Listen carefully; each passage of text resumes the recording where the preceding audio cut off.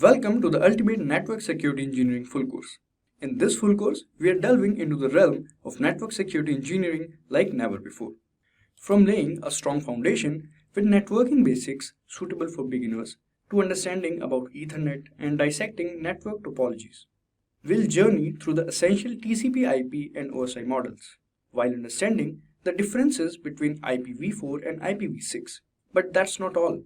We'll also explore the wonders of Wireshark, tackle subnetting, and unravel the concept of parity check. Get ready for a knowledge-packed adventure that will empower you with the skills and insights needed for a successful journey in the world of network security engineering. So let's start with the first topic. But before we begin, make sure to subscribe to our channel and hit the bell icon to never miss an update from Simplilearn. So if you want to become a cyber expert, look no further. Introducing our postgraduate program in cybersecurity, your gateway to mastering comprehensive strategies for safeguarding infrastructure and fortifying data. Delve into risk analysis, mitigation techniques, and compliance practices that are paramount in today's digital landscape. From foundational principles to advanced methodologies, this program offers an array of industry-leading cybersecurity certification courses that form the backbone of your journey. Equip yourself with the expertise needed to thrive in ever-evolving realm of cybersecurity. Enroll now and pave the way for a secure digital future. An introduction to network security. Network security is a set of technologies that protects the usability and integrity of a company's infrastructure by preventing the entry or proliferation within a network. Its architecture comprises of tools that protect the network itself and the applications that run over it. Effective network security strategies employ multiple lines of defense that are scalable and automated. Each defensive layer here enforces a set of security policies which are determined by the administrator beforehand. This aims at securing the confidentiality and accessibility of the data and the network. Every company or organization that handles a large amount of data has a degree of solutions against many cyber threats. The most basic example of network security is password protection. It has the network the user chooses. Recently, network security has become the central topic of cybersecurity, with many organizations involving applications from people with skills in this area. It is crucial for both personal and professional networks. Most houses with high-speed internet have one or more wireless routers, which can be vulnerable to attacks if they are not adequately secured. Data loss, theft, and sabotage risk may be decreased with the usage of a strong network security system. Your workstations are protected from hazardous spyware thanks to network security. Additionally, it guarantees the security of the data which is being shared over a network. By dividing information into various sections, encrypting these portions, and transferring them over separate pathways, network security infrastructure offers multiple levels of protection to thwart man-in-the-middle attacks, preventing situations like eavesdropping, among other harmful attacks. It is becoming increasingly difficult in today's hyper-connected environment as more corporate applications migrate to both public and private clouds. Additionally, modern applications are also frequently virtualized and dispersed across several locations, some outside the physical control of the IT team. Network traffic and infrastructure must be protected in these cases since assaults on businesses are increasing every single day. We now understood the basics of network security, but we need to understand how network security works in the next section in slightly more detail. Network security revolves around two processes: authentication and authorization. The first process, which is authentication, is similar to access cards, which ensure that only those who have the right to enter a building. In other words, authentication checks and verifies that it is indeed the user belonging to the network who is trying to access or enter it, thereby preventing unauthorized intrusions. Next comes authorization. This process decides the level of access provided to the recently authenticated user. For example, network admin needs access to the entire network, whereas those working within it probably need access to only certain areas within the network. Based on the network user's role, the process of determining the level of access or permission level is known as authorization. Today's network architecture is complex and faces a threat environment that is always changing and attackers that are always trying to find and exploit vulnerabilities. These vulnerabilities can exist in many areas, including devices, data, applications, users, and locations. For this reason, many network security management tools and applications are in use today, that address individual threats. When just a few minutes of downtime can cause widespread disruption and massive damage to an organization's bottom line and reputation, it is essential that these protection measures are in place beforehand. Now that we know a little about network security and its working, let's cover the different types of network security. The fundamental tenet of network security is the layering of protection for massive networks and stored data that ensure the acceptance of rules and regulations. As a whole, there are three types. The first of which is physical security, the next being technical, and the third being administrative. Let's look into physical security first. This is the most basic level that includes protecting data and network through unauthorized personnel from acquiring control over the confidentiality of the network. These include external peripherals and routers that might be used for cable connections. The same can be achieved by using devices like biometric systems.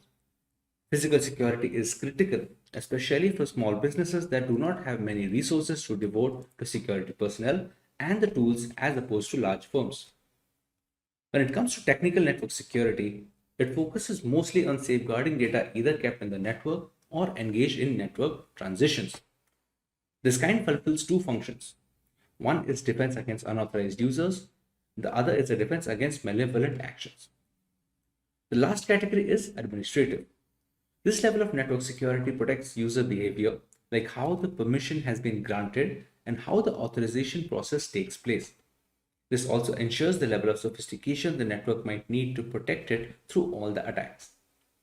This level also suggests necessary amendments that have to be done to the infrastructure. I think that's all the basics that we need to cover on network security, in which our next topic we're going to go through two mediums of network security, which are the transport layer and the application layer.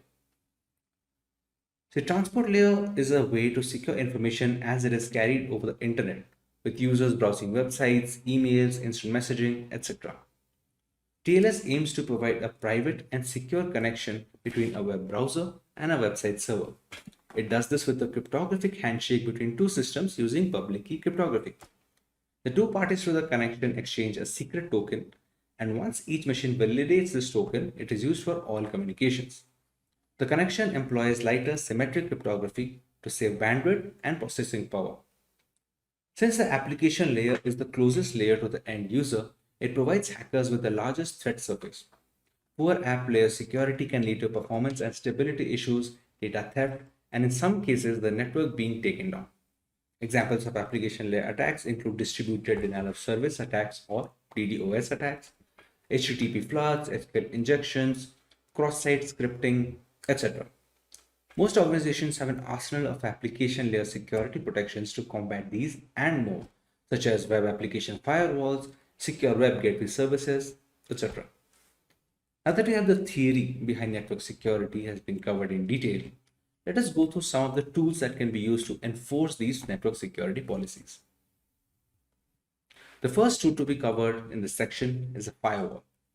A firewall is a type of network security device that keeps track of incoming and outgoing network traffic, and it decides which traffic to allow or deny in accordance to a set of security rules. For more than 25 years, firewalls have served as network security's first line of defense. They provide a barrier between trustworthy internal protected and regulated networks from shady external networks like the internet at some points. The next tool which can be used to bolster network security is a virtual private network, or VPN for short. It's an encrypted connection between a device and a network via the internet. The encrypted connection aids the secure transmission of sensitive data. It makes it impossible for unauthorized parties to eavesdrop on the traffic and enables remote work for the user. The usage of VPN technology is common in both corporate and personal networks. Next, we cover the importance of intrusion prevention systems in network security, or IPS frameworks. An intrusion prevention system is a network security tool that continually scans the network for harmful activity and responds to it when it does occur by reporting, blocking, or discarding it. It can be either hardware or software. It's more sophisticated than an intrusion detection system or an IDS framework, which can just warn an administrator and merely identify harmful activities, while in the case of an IPS, it actually takes against that activity. The next tool in this section and the final one are going to be behavioral analytics. Behavior analytics focus more on the statistics that are being carried over and stored through months and years of usage. Once some kind of similar pattern is noted, where the IT administrator can detect some kind of attack, the similar attacks can be stopped and the security can be further enhanced. Now that we have covered all that we need to know about network security, the necessary tools, its different types, etc., let's go to the benefits of network security as a whole. The first, which is protection against external threats. The objective for cyber assaults can be as varied as the offenders themselves. Although they're typically initiated for financial gain, whether they are industrial spies, hacktivists, or cyber criminals, these bad actors all have one thing in common, which is how quick, clever, and covert the attacks are getting.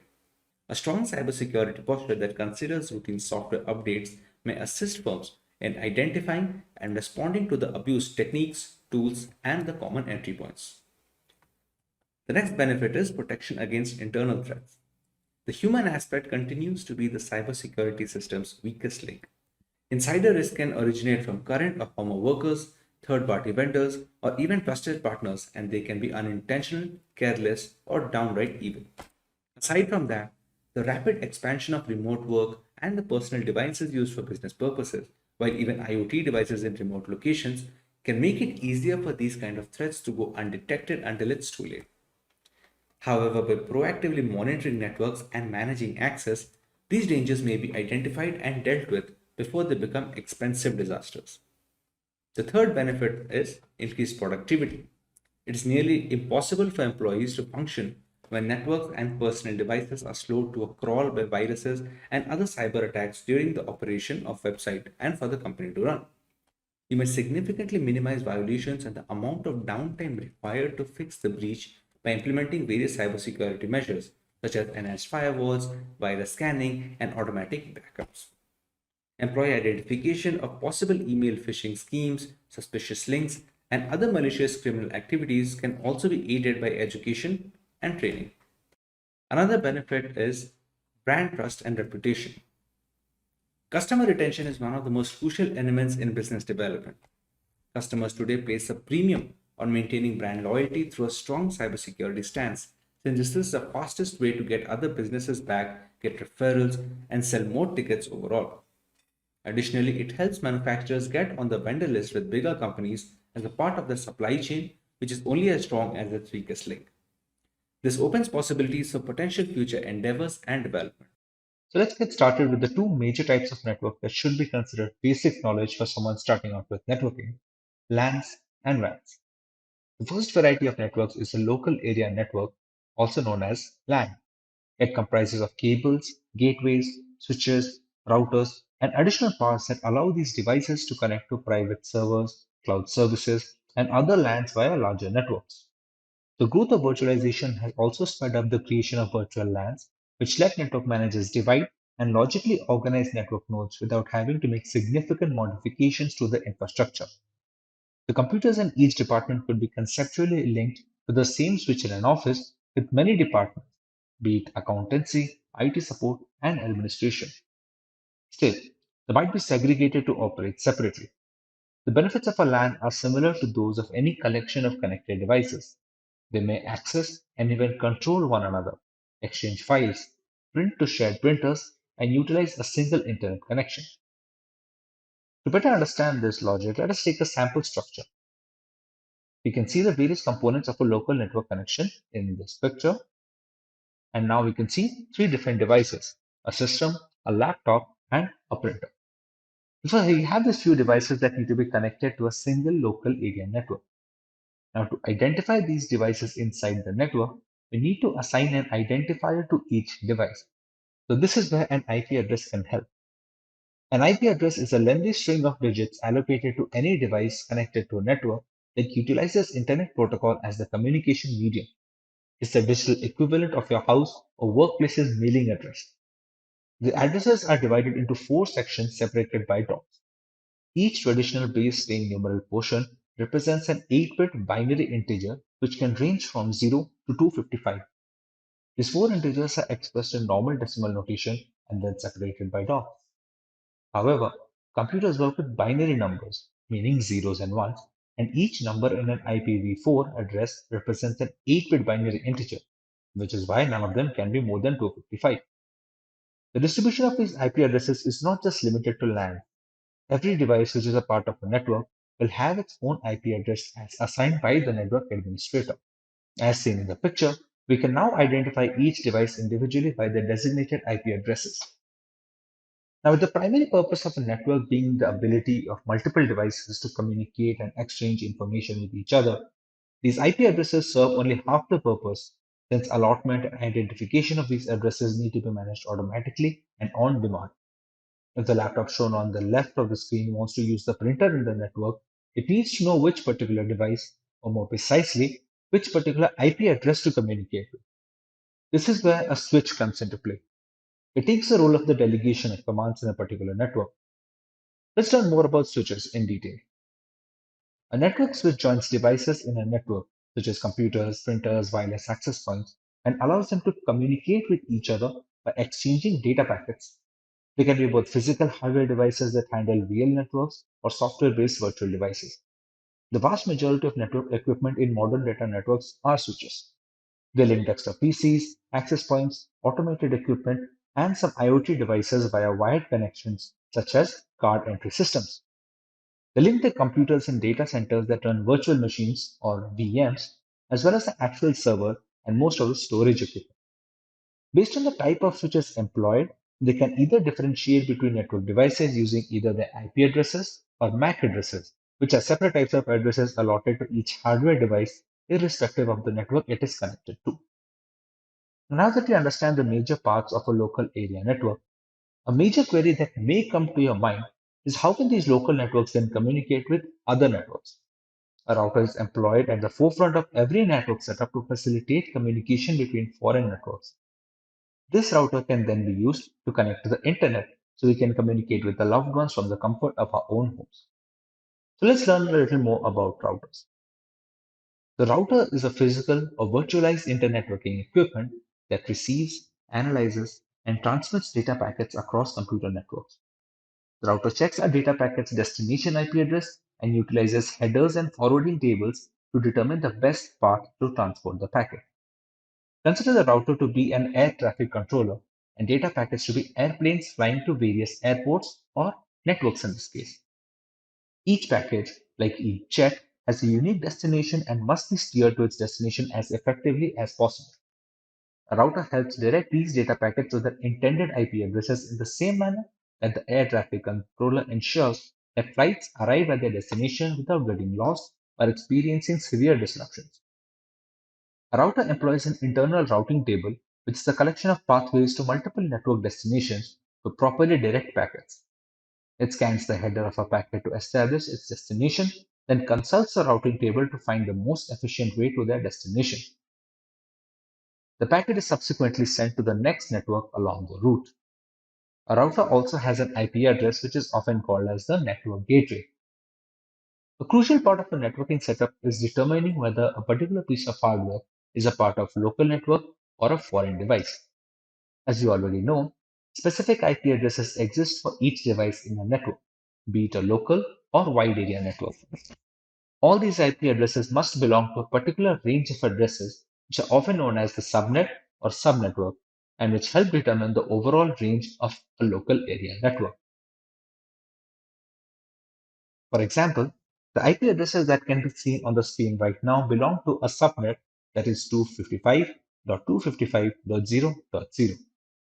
The first two flags denote fixed values that must be present in every single IP address of every single device in this particular network.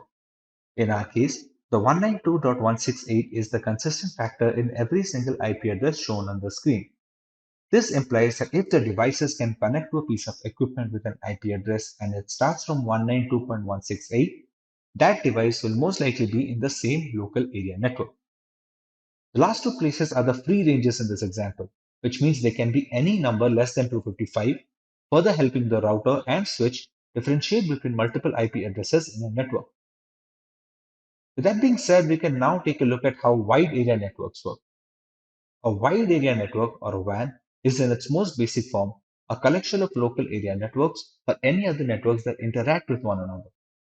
A wide area network is essentially a network of networks, with the internet serving as the world's biggest one.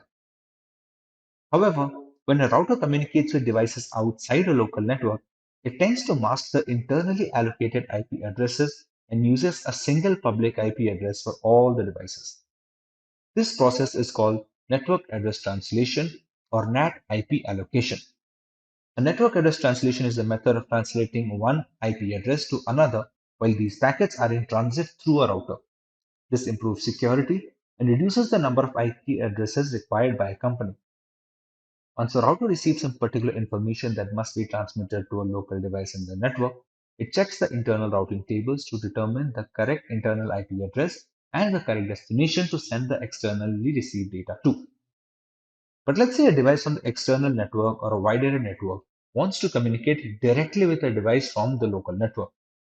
This cannot be allowed since this can be a very big security risk for devices in a secure environment. All of this entry and exit rule creation and handling can be taken care of by a firewall. A firewall is a type of network security device that analyzes the incoming and outgoing networking traffic and allows or denies data packets depending on a set of security rules. Its objective is to provide a barrier between your local network and external traffic, such as the internet. The most common sort of firewall, which are packet filtering firewalls, check packets and prevent them from getting through if they do not meet an established security rule set. This sort of firewall examines the packet's destination and source IP addresses.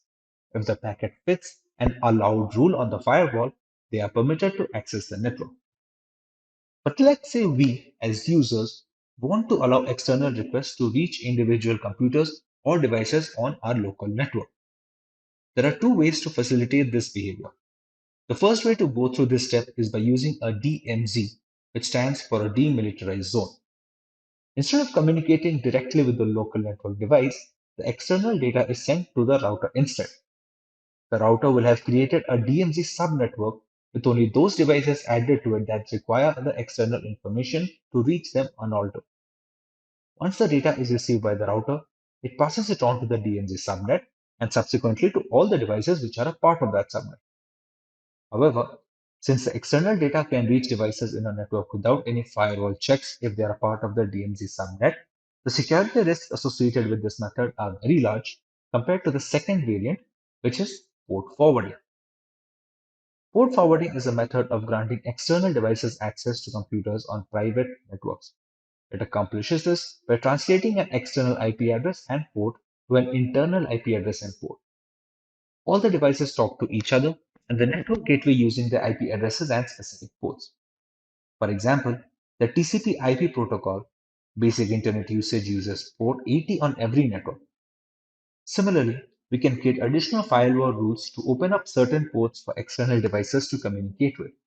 If the designated ports are open during communication, the firewall will allow the external network device or server to communicate directly with the local network device without any hindrance.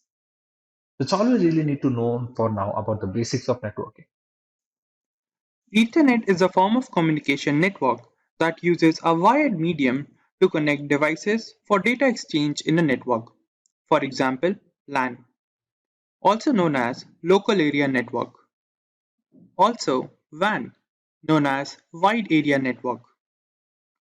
Ethernet also applies different protocol on the data to be transmitted over the communication channel efficiently and smoothly. Moving on, let's look into why to use Ethernet.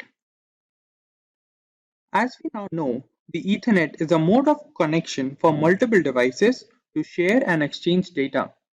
But using this way of transmission also has its benefit. For example, the Ethernet network provides us with a high-speed connection for sharing data. Ethernet also provides the user data with a secure channel for transmission. The data that is transmitted over the Ethernet channel is reliable and has rarely faced any issues at the sender side. Let's move on to the next heading. Now we will look into different types of Ethernet. In general, the Ethernet is divided into three different types. First is The fast Ethernet. This type of Ethernet operates on a twisted pair cable with a data transmission speed of up to 100 Mbps per second. Fast Ethernet connections are used for personal connections or used in companies that require low internet connection. Moving on, we have Gigabit Ethernet. This connection is used for high-speed internet connection with a speed ranging from 1000 Mbps to 1 Gbps. It is an upgraded form of fast Ethernet. And the last type is switched Ethernet. This Ethernet type installs network devices such as switches or hubs so as to improve the network transmission. The transmission range for switched Ethernet connection is around 1000 Mbps to 10 Gbps. Now let's look into the working of Ethernet. Ethernet services specifically work in the first layer of the OSI model, that is known as the physical layer, and the second layer of the OSI model, also known as data link layer. Functioning of the Ethernet can be divided into three different parts. First step being acquiring the physical address, that is MAC address, media access control address of the sender and the receiver device. Then the second step is to check the data security, quality of the data, and the connection speed of the transmission channel for efficient and smooth transmission of data over the network. And the last step is to check network traffic and detect any error that occurs in the communication channel. To solve these issues, if occur, CSMA protocols and other protocols are used. For example, the CSMA protocol is used in case of packet collision in the network channel. Now let's look at a simple Ethernet model for further clarification of the steps. But before we begin with the model, the point to be noted is the transmission of data over the Ethernet channel is divided into two parts, frames and packets, where packets represents a unit of data in the network, whereas frame refers to a collection of data packets being transmitted over the channel. And the application of Ethernet services, which includes security, traffic check, and protocols being applied on the data. And that is when it reaches the receiver end. Moving on, let's look into advantages and disadvantages of using Ethernet. For advantages we have, cost of installing Ethernet connection is low in comparison to other network channels. The security of the data being transmitted over the Ethernet channel is maintained. As for disadvantages we have, it is suitable only for establishing short distance communication network due to high requirement of hardware resources. Whereas Ethernet is also not suitable for sharing real-time data and information. Let's look into some more advantages and disadvantages. Ethernet is suitable for maintaining the data quality of the information being transmitted. It also provides high-speed data transmission option for the network. For disadvantages we have, the network traffic issue is a drawback of installing Ethernet cables. Troubleshooting faults and issues in the Ethernet cable is also a troublesome work. Now let's move on to the last heading for this topic, that is Ethernet versus Internet. The first difference is connection medium. For Ethernet connection, physical cables are required. That means it uses wired medium for connection. Whereas in case of Internet, it uses wireless medium such as satellites as a connection medium. Moving on, the next difference is network model. The Ethernet is available only for a low distance connection, for example, LAN. Whereas Internet is available for all the network connection distances, be it LAN, MAN, or WAN. Let's move on to the next difference, that is network control. For Ethernet, the complexity of the connection medium is low due to the less distance it uses and also provides much efficient transmission of data over the communication channel. Whereas for Internet is a large collection of networks and hence require large group of administrator for control. The last difference between Ethernet and Internet is network security and reliability. Ethernet connection is a secure network from external interference and provides data security. Whereas in case of Internet, it is an open type of connection, so it is more prone to hacking attempts and less secure network. Then let's begin with the first heading. What is network topology? It is referred to as an arrangement of multiple systems and network devices interconnected to each other through a physical medium or logical channel. The term network topology is a combination of two individual network concepts. First is the network part, which represents the devices or systems that are also known as nodes, which is connected and how to change the data within the network. Then the other part is topology, which represents the connection medium between different network devices and governs the data flow between them. Moving on, let's talk about why do we apply the concept of network topology. For the first point, it allows the users to understand the overall model of the network along with the number of devices installed and their positions in the network, which provide ease of installation of security measures and network and helps in case of troubleshooting cases.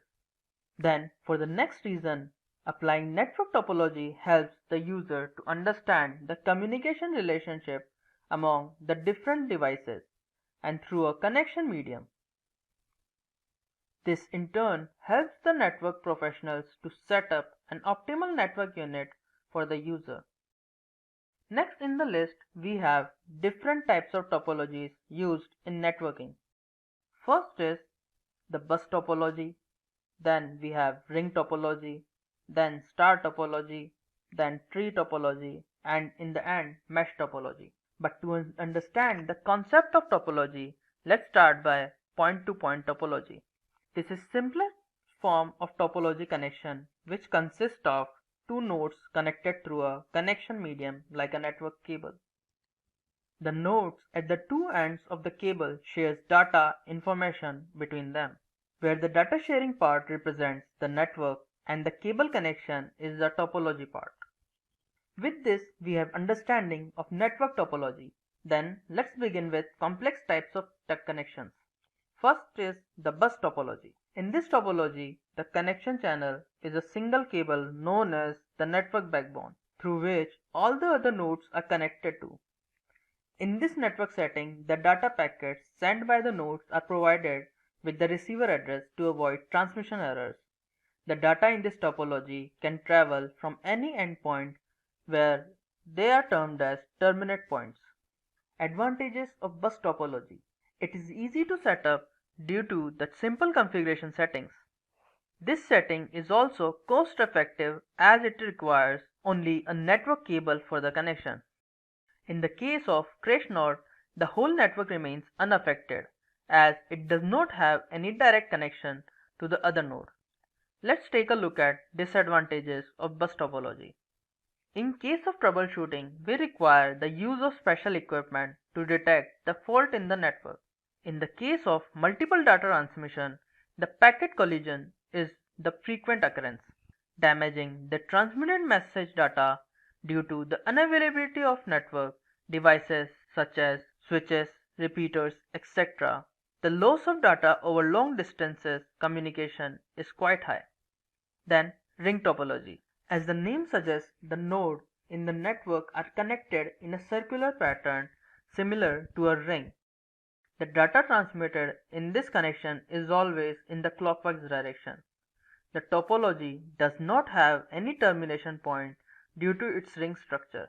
The method of data transmission is known as token passing, which involves sending a token along with the data packet to which each of the node matches to identify the destination node using the destination address in the token.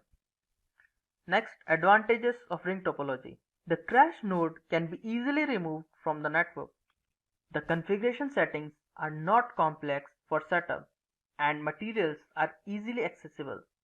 The cost of installation is low as no extra network devices are required to the connection. Moving on, we have disadvantages of ring topology. In the case of a node crash, the whole system is affected and is non-accessible due to the direct connection of each node. The transfer of data is slow due to the token passing method in the network. Difficulty in the troubleshooting fault in the connection leads to the crash of the whole network. Now let's talk about star topology. In this topology, the networks are connected to each other through the central hub, which can be a computer or a server. The central unit in the connection is also known as the server, and the nodes are known as the clients. Any connection between the nodes has to be through the server and is one of the most popular topology connections. Next, advantages of star topology. In case of a node crash, the network as a whole remains unaffected as each node is connected to the server of a connection. The hardware requirements are easily available and of low cost. Troubleshooting is easy through the use of central hub to identify the faulty node. Disadvantages. In case of a server failure, the whole network is shut down as all nodes are interconnected through the server. The connection configuration is complex due to the pattern of the topology. Next up, tree topology. This topology is a combination of star and bus topology. The node connection in the topology follows hierarchical pattern with the topmost node as the root and the branching nodes as the child node. The sharing of data is from the root node to the child node pattern. Next up, advantages of tree. Installation of a new network group is easy due to the root child configuration of the network. In case of a node fault or crash, the whole network is not affected by the error. This makes it easier to troubleshoot the issue. Next up, disadvantages. In case of a server crash in any of the star connection groups, the whole network is affected. Due to the complex setting of the topology, installing security points is difficult in the network. Configuring and troubleshooting internal issues is quite complex due to this topology. Next up, mesh topology. As the name suggests, this topology is a connection of interconnected systems connected to each other in no particular order. No installation of network devices such as switch or hubs. This topology pattern can be divided into two forms. First is full mesh topology. In this connection, all the nodes are connected to each other in the network. Then we have partial mesh topology, where all of the nodes are connected to each other available in the network. Let's talk about the advantages of mesh topology. In case of a node damage, the whole network does not suffer from the fault. Due to the interconnected patterns of the connection, the transmission of data is very high in the network. Next up, disadvantages. The cost of installation is high due to the requirement of multiple cables and nodes for the network to function efficiently. The management of the network becomes complex due to the large number of interconnections in the network.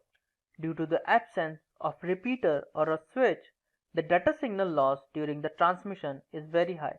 Now, let's take a look at how to choose best topology for a network configuration. First up, cost. The installation cost is one of the biggest factors that affects the type of topology configuration we choose from our network, as the cost of installing cables, routers, switches, and other network connections is low. Then we have easy installation. Installing the hardware devices efficiently and precisely is also one of the factors that affect our choice of network topology. Moving on, we have flexibility. The ability of the topology to include new network nodes after installation and ease of troubleshooting refers to the flexibility of topology. In the hand, we have reliable security. It is important that the topology installed allows us to introduce proper security points in the network and leading to fewer crash cases. By referring the above factors, we can decide the best topology for our network. Firstly, we'll understand what exactly is the model. The TCP/IP model is a method of sharing data and information over the communication channel, where the data has to go through each of the four-layer structure of the network model, where it also performs tasks such as remodeling of data, efficient transmission, and error-related issues. Each layer has dedicated protocols that they enact on the transmission data. Now let's continue with the protocols that are used in the TCP/IP model. To understand the protocols that are used in the TCP/IP model, we'll compare it with the OSI model. And if you want to know more about the OSI model, you can visit our video on the Simplilearn channel. Let's begin. The topmost three layers of the OSI model, which are application layer, presentation layer, and session layer, collectively refers to the application layer in the TCP/IP model, where they use protocols such as FTP File Transfer Protocol, HTTP Hypertext Transfer Protocol, Telnet, and SMTP, which is Simple Mail Transfer Protocol. Then we have the transport layer from OSI model, which refers to the transport layer in the TCP/IP model, where they apply protocols such as TCP, Transmission Control Protocol, and UDP, User Datagram Protocol. Moving on, we have network layer from the OSI model, which refers to the internet layer in the TCP/IP model, which apply protocols such as IP, Internet Protocol, ICMP, Internet Control Message Protocol, and ARP, Address Resolution Protocol. Then we have data link layer and physical layer from the OSI model, which refer to the network access layer in the TCP/IP model. These layer doesn't exactly apply any protocol, but are connected through physical medium, which includes Ethernet, Wi-Fi, and cables. Now that we are completed with the protocols regarding TCP/IP model, let's take a look at the layers in detail.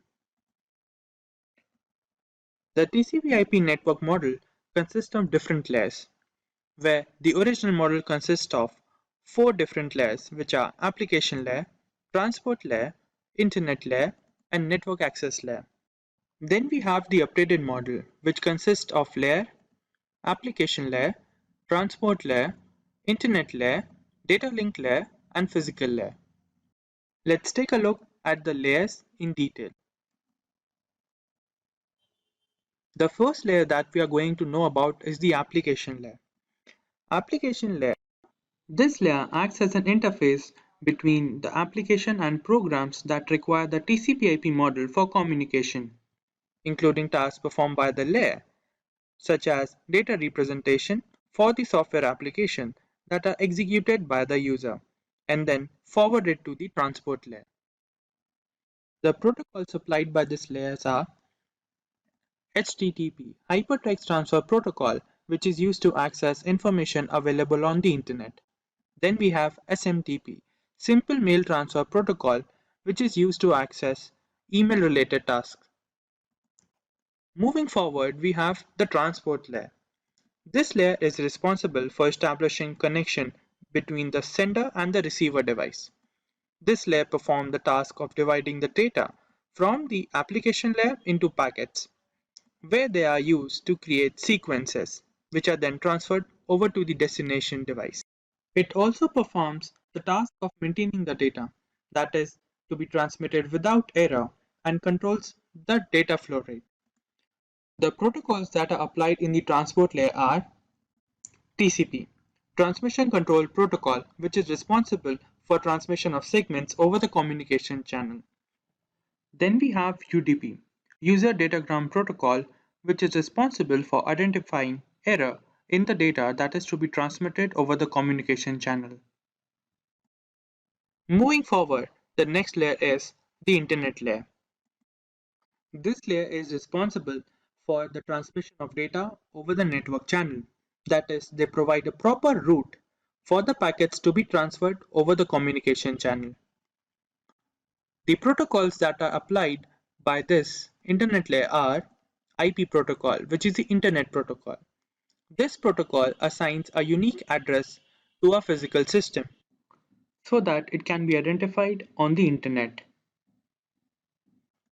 Then we have ARP, Address Resolution Protocol. This protocol is used to find the physical address of the system using the Internet Protocol address. In the end, we have the network access layer. This layer is a combination of data link layer and physical layer from the OSI model, where it is responsible for maintaining the task of sending and receiving data in raw bits. The raw bits are transferred from the sender side to the receiver side in the format of binary digit, which are zeros and ones. Let's move on with the advantages of using the TCP/IP model. The TCP/IP model assigns an IP address to each of the system that is available on the network channel so that they can be identified on the internet. Then they are also responsible for enacting different protocols on the data that is to be transmitted over the communication channel. The TCP/IP model also enables the user and the system to access different format of data over the communication channel. Now let's take a look at the last topic for this session, which is the OSI model versus the TCP/IP model. On comparing both of the network models, we get the OSI model consists of 7 different layers, whereas the TCP/IP model comprises of 4 different layers. The OSI model has separate session layer, presentation layer, whereas the TCP/IP model comprises of a single application layer. The transport layer in the OSI model provides packet delivery protocols, but in the TCP/IP model, transport layer does not provide any such protocols. The OSI model is implemented during network communication, but in case of TCP/IP model, it is used as a reference model for the network channel. To better understand the OSI model, let's take a look at a scenario. Assuming we have two different systems with different operating system installed in them, and there is a communication channel between them over which the data is shared. But sometimes during transmission of data, it faces some problems. These errors often arise due to the different operating system installed in the system or due to a network problem during a transmission. But to overcome such situations, the OSI model structure is used. Using the OSI model structure, we can make the transmission of data over the communication channel error-free. Let's take a look at the definition for the OSI model. The OSI model stands for Open System Interconnection Model, or a specifically designed set of protocols and standards that governs the modeling and conversion of the data for proper transmission over the network channels. The OSI model is based on the layer structure, where it consists of 7 different layers, where each layer has different set of protocols that are to be applied on the data during the transmission over the network channel. Let's take a look at the different layers of the OSI model. The OSI model consists of 7 different layers which perform specific functions and apply different protocols at different layers to maintain the quality and prevent the data from getting corrupted when it is transmitted over the communication channel. Let's take a look at each of them. The first layer is known as the application layer, which is the topmost layer. Then we have the presentation layer, session layer, transport layer, network layer, data link layer, and physical layer, which is the last layer of the OSI model. The upper 4 layers in the OSI model represents the host layers. That is, they interact with the application related issues when the data is transmitted over the communication channel. Whereas the lower layers are termed as network layers. They specifically deal with the transmission related steps for the data over the network channel. Let's take a look about some information in regards to the layers. Now let's take a look at the function and the data format that is handled by each of the layers during the transmission of data. The first layer is the application layer. which interacts as a gateway for the host data and network applications and handles the data format. Then we have the presentation layer, which handles the initial step towards the conversation of data for transfer. It also handles the data format. Then we have the session layer. Session layer establishes a connection between the network devices for the data transfer. Then we have the transport layer, which oversees the data that is transferred without any error and is in the same pattern needed by the destination system. The data format handled by this layer is segment format. Next, we have the network layer, which determines the path for the data transfer. It handles packet related data. Then we have the data link layer, which performs the task of connecting the physical nodes for the transfer of data. It handles frame data.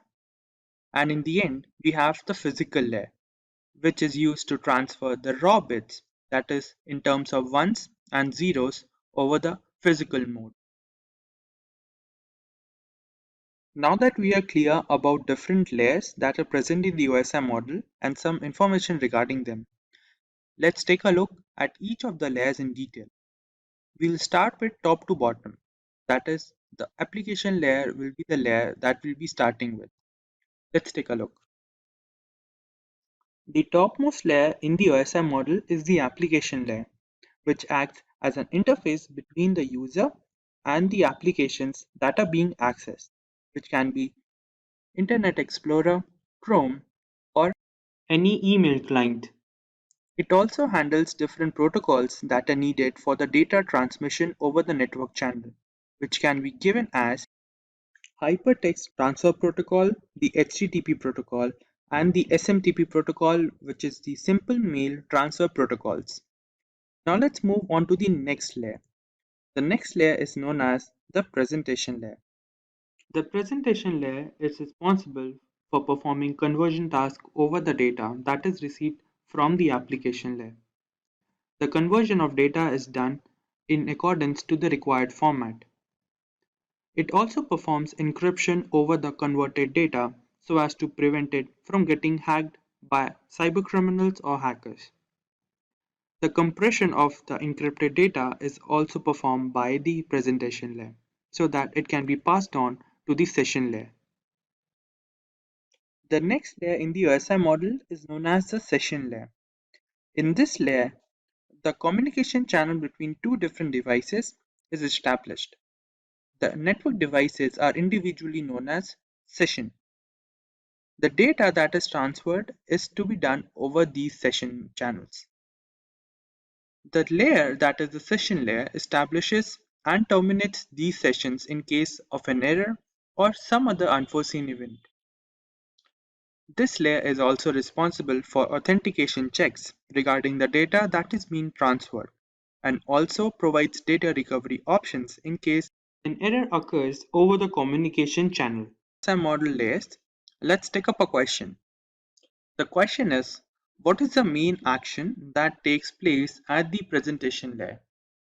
And the options are, first option, data segmentation, second option, encryption of data, third option, framing of data, and the fourth option, bit conversion of data.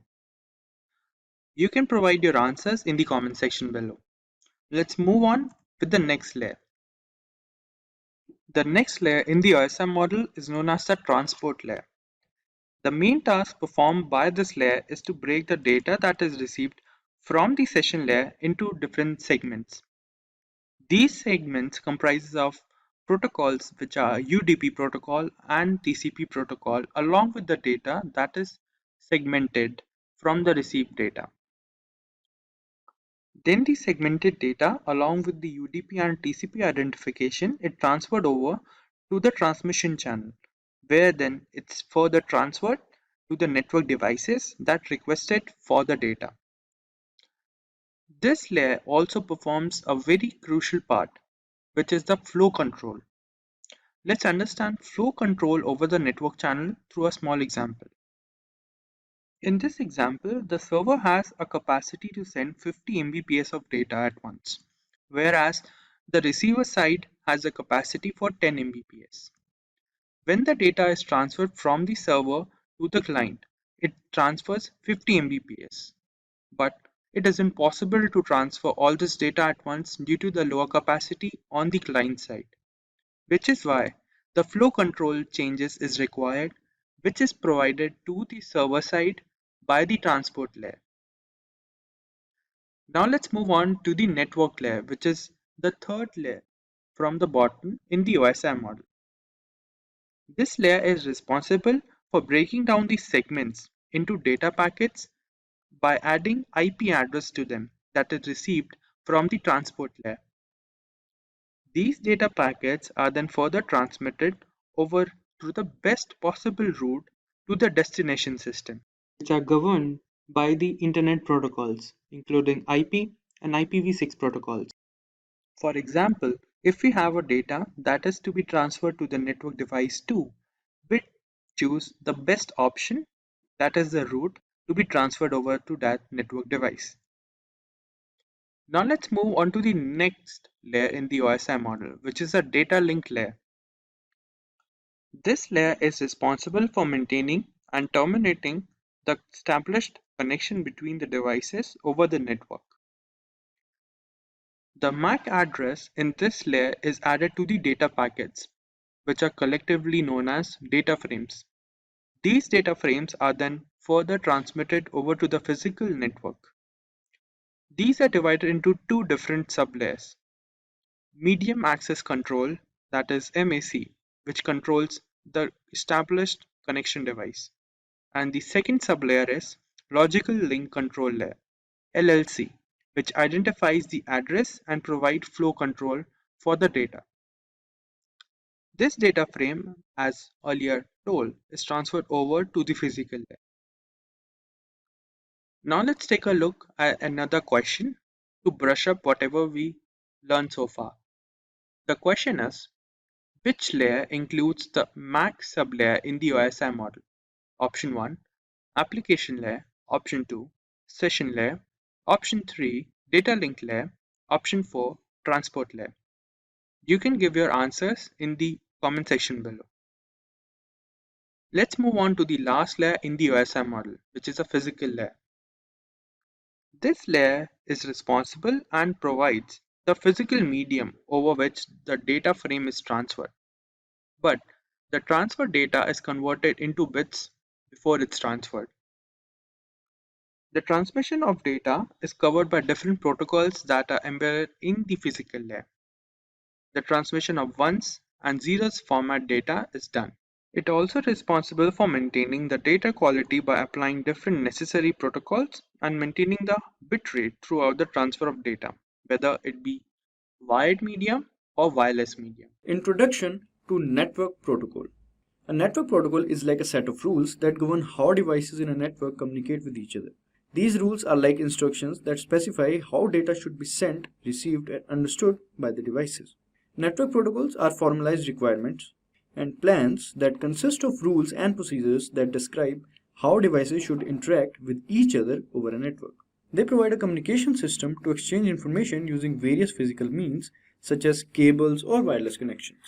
Just like humans follow certain protocols when they interact with each other, network protocols define specific steps and guidelines for devices to follow. These rules ensure that information is sent and received correctly and that all devices involved understand each other. In essence, network protocols are a way for devices to speak the same language and follow a common set of guidelines so that they can successfully share information and work together effectively. Now let's understand the need of network protocols. Alright, so let me explain this to you in simple terms. Network protocols are like guidelines that devices follow when they communicate with each other over a network. These protocols are needed for several reasons. Firstly, network protocols ensure that devices understand each other. Imagine if you and your friend were speaking different languages and had no way to understand each other. Communication would be impossible. Similarly, devices from different manufacturers and with different functions need a common language or protocol to understand each other's signals and data. Secondly, network protocols ensure that data is transmitted reliably.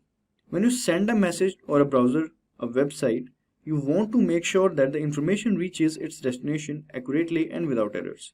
Network protocols help in breaking down data into smaller packets, sending them across the network and reassembling them correctly at the receiving end. Thirdly, network protocols provide security. They include measures to protect data from unauthorized access and ensure that sensitive information remains confidential. This is particularly important when you make online transactions or share personal information over the internet. Lastly, network protocols allow for interoperability. This means that devices from different manufacturers and with different functions can work together seamlessly. For example, your computer can connect to a printer and your smartphone can access a Wi-Fi network because they follow the same protocols. So these were some of the needs of network protocols. Now, before understanding the types of network protocols, we must understand about Ethernet. So Ethernet is a type of network protocol that helps devices connect and communicate with each other in a local area network, LAN. It is like a highway that allows data to travel between devices such as computers, printers, and routers. Ethernet uses a set of rules and procedures to transmit data in the form of packets. These packets are like small packages of information that are sent from one device to another. Ethernet ensures that these packets are delivered to the right destination and in the correct order. Think of Ethernet as the road system that connects all the devices in a network.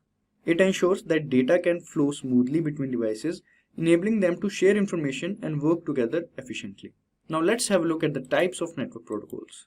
Here we will cover some of the types of network protocols. We'll start with the first one, which is TCP, that is Transmission Control Protocol. TCP is a network protocol that ensures reliable and ordered delivery of data between devices. It breaks down data into smaller packets, sends them across the network, and ensures that they are reassembled correctly at the receiving end. TCP also handles error detection and retransmission if any packets are lost or corrupted during transmission. So this was about TCP or Transmission Control Protocol. Now, second is IP, that is Internet Protocol. IP is another network protocol that handles the addressing and routing of packets across the internet. It assigns unique IP addresses to devices and determines how data is sent from the source device to the destination device. IP ensures that the data packets reach the right destination by routing them through various network devices like routers. Third is UDP or User Datagram Protocol. UDP is a network protocol that provides a faster but less reliable method of data transmission compared to TCP. It does not establish a connection or guarantee packet delivery or order. UDP is commonly used for time-sensitive applications like video streaming or online gaming, where a small amount of data loss is acceptable.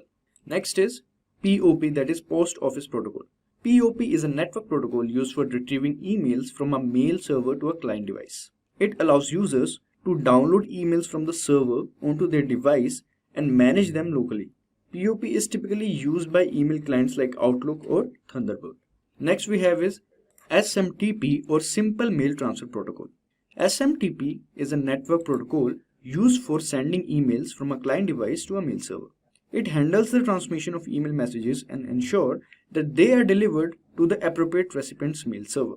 SMTP is responsible for the reliable transfer of email across different mail servers. So this was about Simple Mail Transfer Protocol. Now let's understand the sixth one, which is File Transfer Protocol or FTP. FTP is a network protocol used for transferring files between devices over a network. It provides a standard method for uploading and downloading files to and from a remote server. FTP allows users to navigate directories, transfer files, and manage file permissions. Now coming to the next, which is Hypertext Transfer Protocol Secure, that is HTTPS. HTTP is a secure version of HTTP that provides encryption and authentication.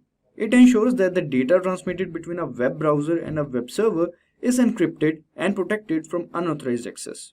HTTPS is commonly used for secure online transactions, sensitive data transfers, and protecting users' privacy. So these were some of the types of network protocols. So basically, network protocols play a crucial role in enabling communication and data transfer across various computer networks. We have explored several types of network protocols, each serving specific purpose and operating at different layers of networking model. So if you want to become a cyber expert, look no further. Introducing our postgraduate program in cybersecurity, your gateway to mastering comprehensive strategies for safeguarding infrastructure and fortifying data. Delve into risk analysis, mitigation techniques, and compliance practices that are paramount in today's digital landscape.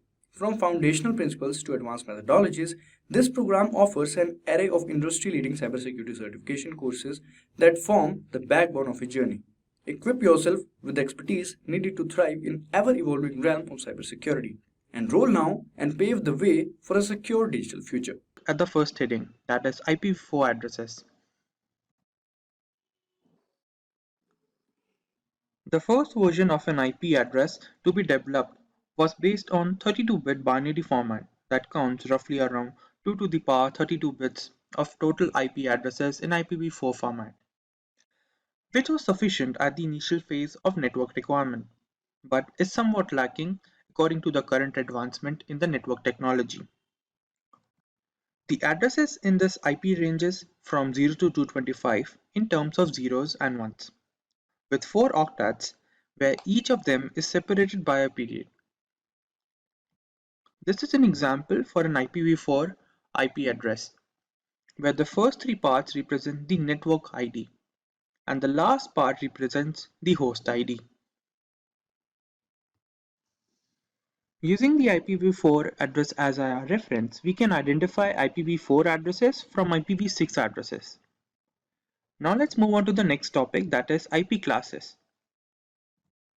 IP classes are designed to allow easy and efficient assignment of IP addresses to a network.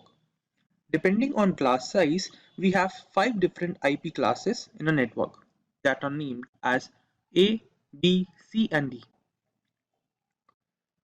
For the first part, we have class A that accommodates network with a large number of network hosts, where the first bit in the octet is always 0 with number value ranging from 0 to 127.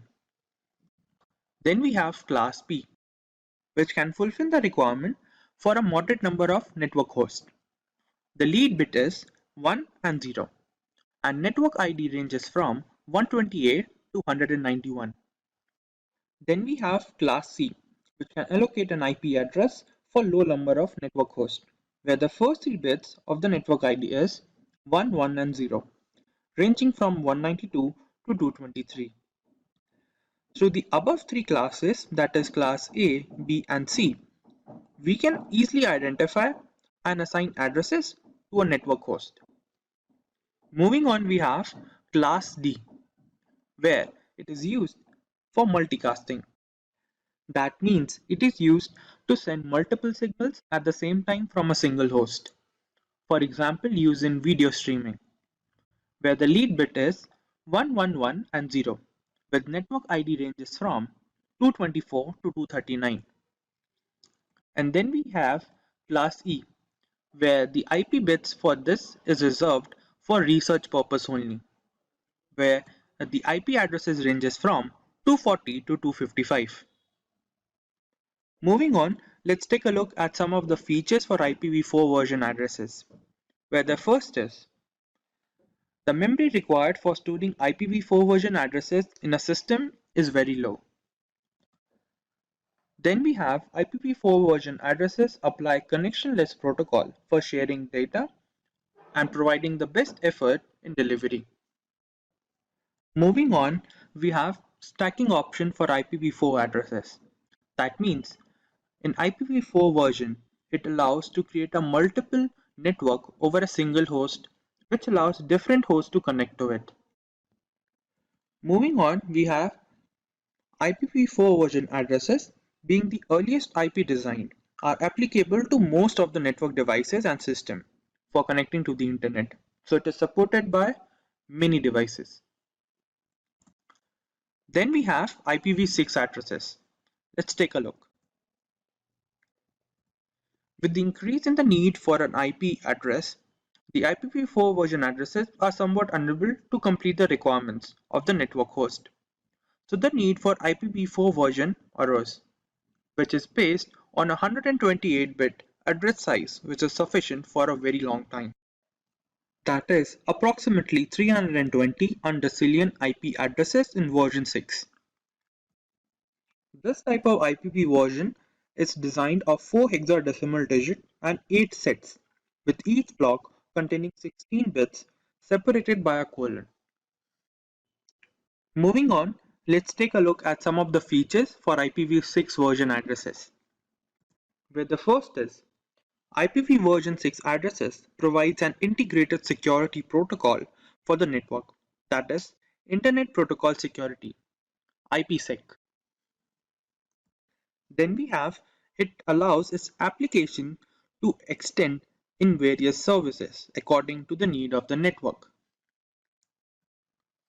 It also allows address configuration through stateful that uses DHCP server for network settings and stateless that applies auto configuration settings. IPv6 addresses also allow some methods to convert IPv4 addresses to IPv6 addresses, which is according to the requirement of the host or the network.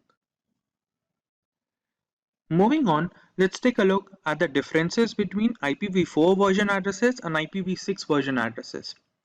This heading would allow us to choose a best IP address that we can decide for a network. Let's take a look at the first difference, that is address and performance. In accordance to the address size, IPv4 version is composed of 32-bit address length and is the fourth version of the Internet Protocol. For IPv6, we have the address size is 128-bit long and is the latest version of the Internet Protocol. The second difference is on the basis of address field type. IPv6 addresses are based on numeric data with 4 fields, each separated by a period, whereas for IPv6 addresses are based on alphanumeric type data with 8 fields, each separated by a colon. The next difference is based on address configuration. In IPv4 version addresses, a manual setting for the network is required along with the DHCP configuration settings. Whereas in case of IPv6 version addresses, the network setting is based in accordance to the system's requirement, and it also supports auto configuration setting for the system. Moving on, we have the number of addresses in each IP. In case of IPv4, the total number of addresses are nearly 4 billion addresses, whereas in case of IPv6 version, we have 320 undecillion addresses. Now let's take up a quiz to understand what we did so far. And the question is, identify the correct form of IPv4 version address in the given options. And the options are, you can give your answers in the comment section below. Let's move on to the next difference, that is address security and functioning. IPv4 version addresses do not provide any security function for the network, whereas in case of IPv6 addresses, Integrated Internet Security Protocol, that is IPsec, is responsible for the security of the network. The next difference is encryption and authentication settings. IPv4 version does not provide any encryption or authentication services for the network. IPv6 addresses do provide mandatory encryption and authentication services for its addresses. Moving on, we have address routing and performance. IPv4 version follows routing protocol, that is RIP, for network configuration and is preferred over IPv6 version. And in case of IPv6, it does not follow any routing protocols and it uses static routes for network functioning. Now that we are completed with the differences between IPv6 and IPv4, we can easily identify the IP address we want to choose for a network. Let's take a look at network sniffing.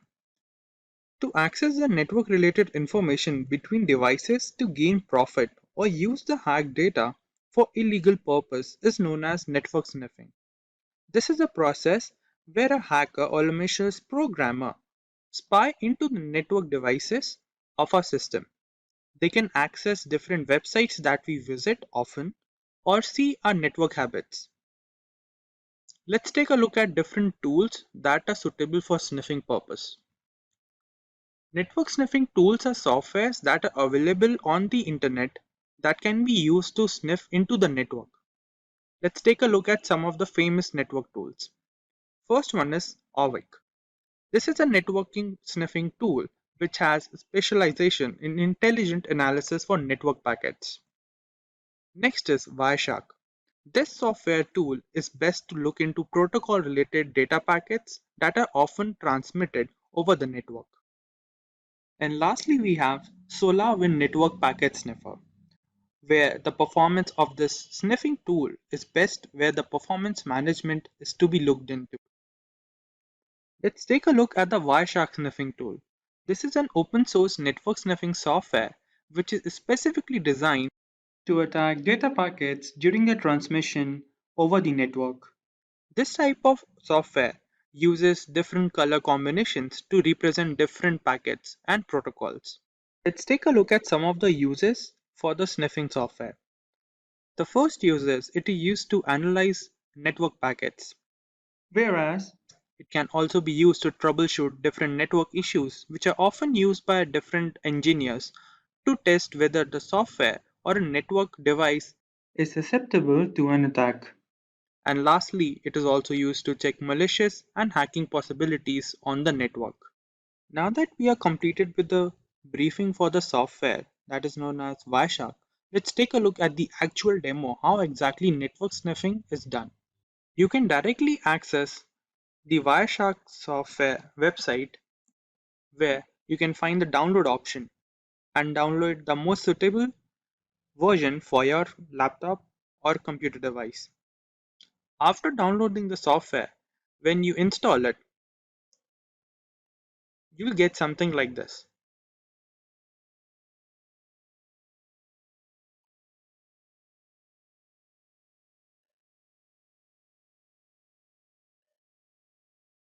As we can see, these connections are the connections that are connected to my laptop right now.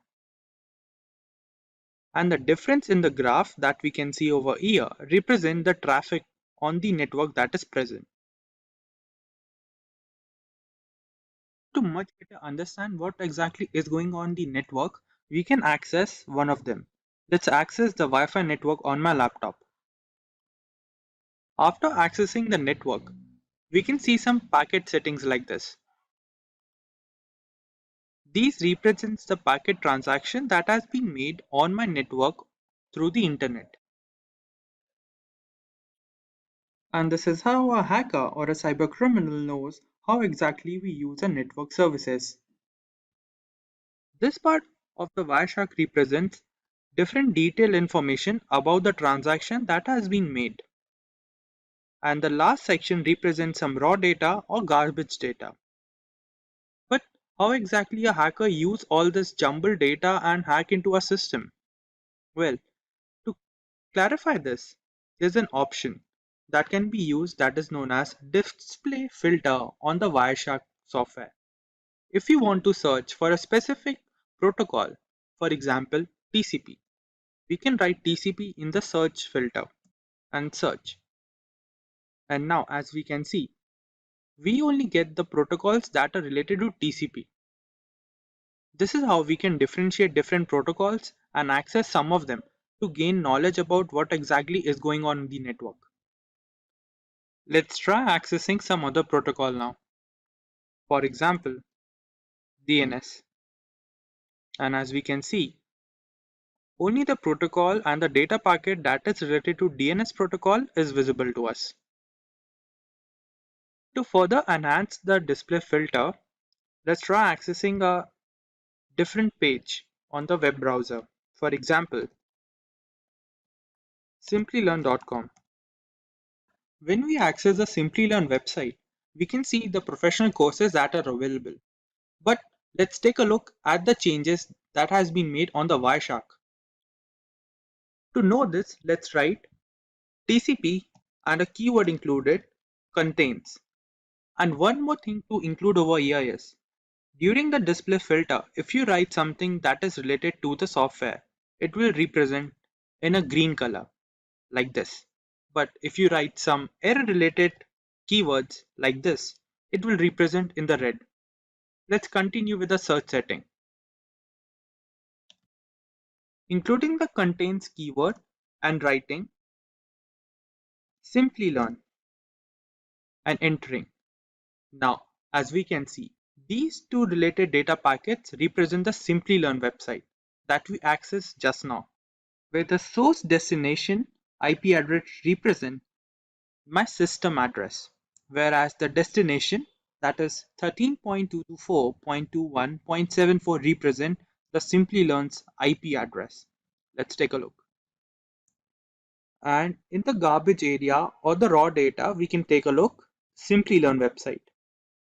To see some more details regarding the same, you can access the transport layer security and the transmission control protocol, where we can see the source port, the destination port, which is always 443, as well as the flag and the timestamp for the same. This is how hackers get the data about a network settings. But if we want to search for more data related to Simplilearn website that we visited just now, there's another filter that we can use. For example, using ip.addr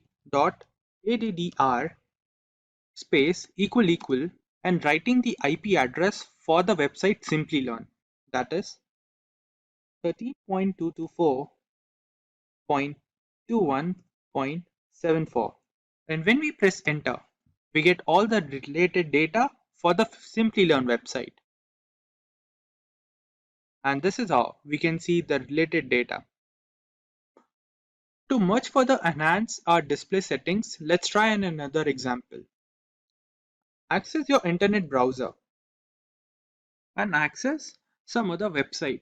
For example, the State University, and access the Allahabad State University and some other partnet, for example, the University State PDF.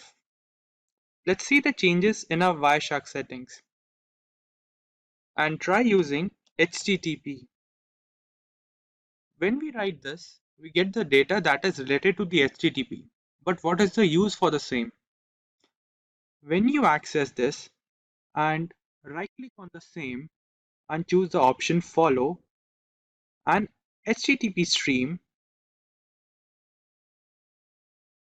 and over here we can take a look at the host, that is the website that we just visited. Now imagine if we were a hacker and we knew all this, we can access any website that a user visited and we can hack into his system through the website.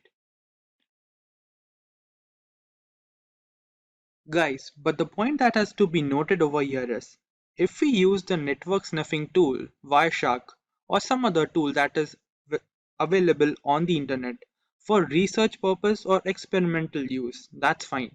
But we shouldn't use all these softwares for any malicious activity because that is illegal. Now, some of the options that we can see are the red box. This action is used if we want to stop the traffic connection. That means if we press this option and clear this and press enter, this shows that the network settings has stopped receiving any traffic that is available on the network. But if we want to access them again, we can choose this bluefin option, continue without saving, and the software again start recording the websites or the data packets that are available on the network. Now let's take a look at an example. As we all know, we often visit different websites, and there are some cases we often see when the Chrome represents a non-secure option. That represents that the website is unprotected against network attack. For example, we can access an experimental website.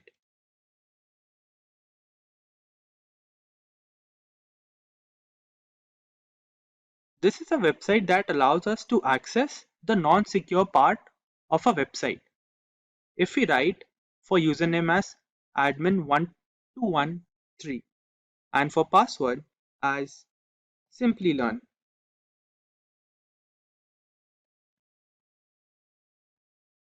And login. As this is an experimental website, it says it's sorry and the login has failed. Let's see the changes in our Wireshark software.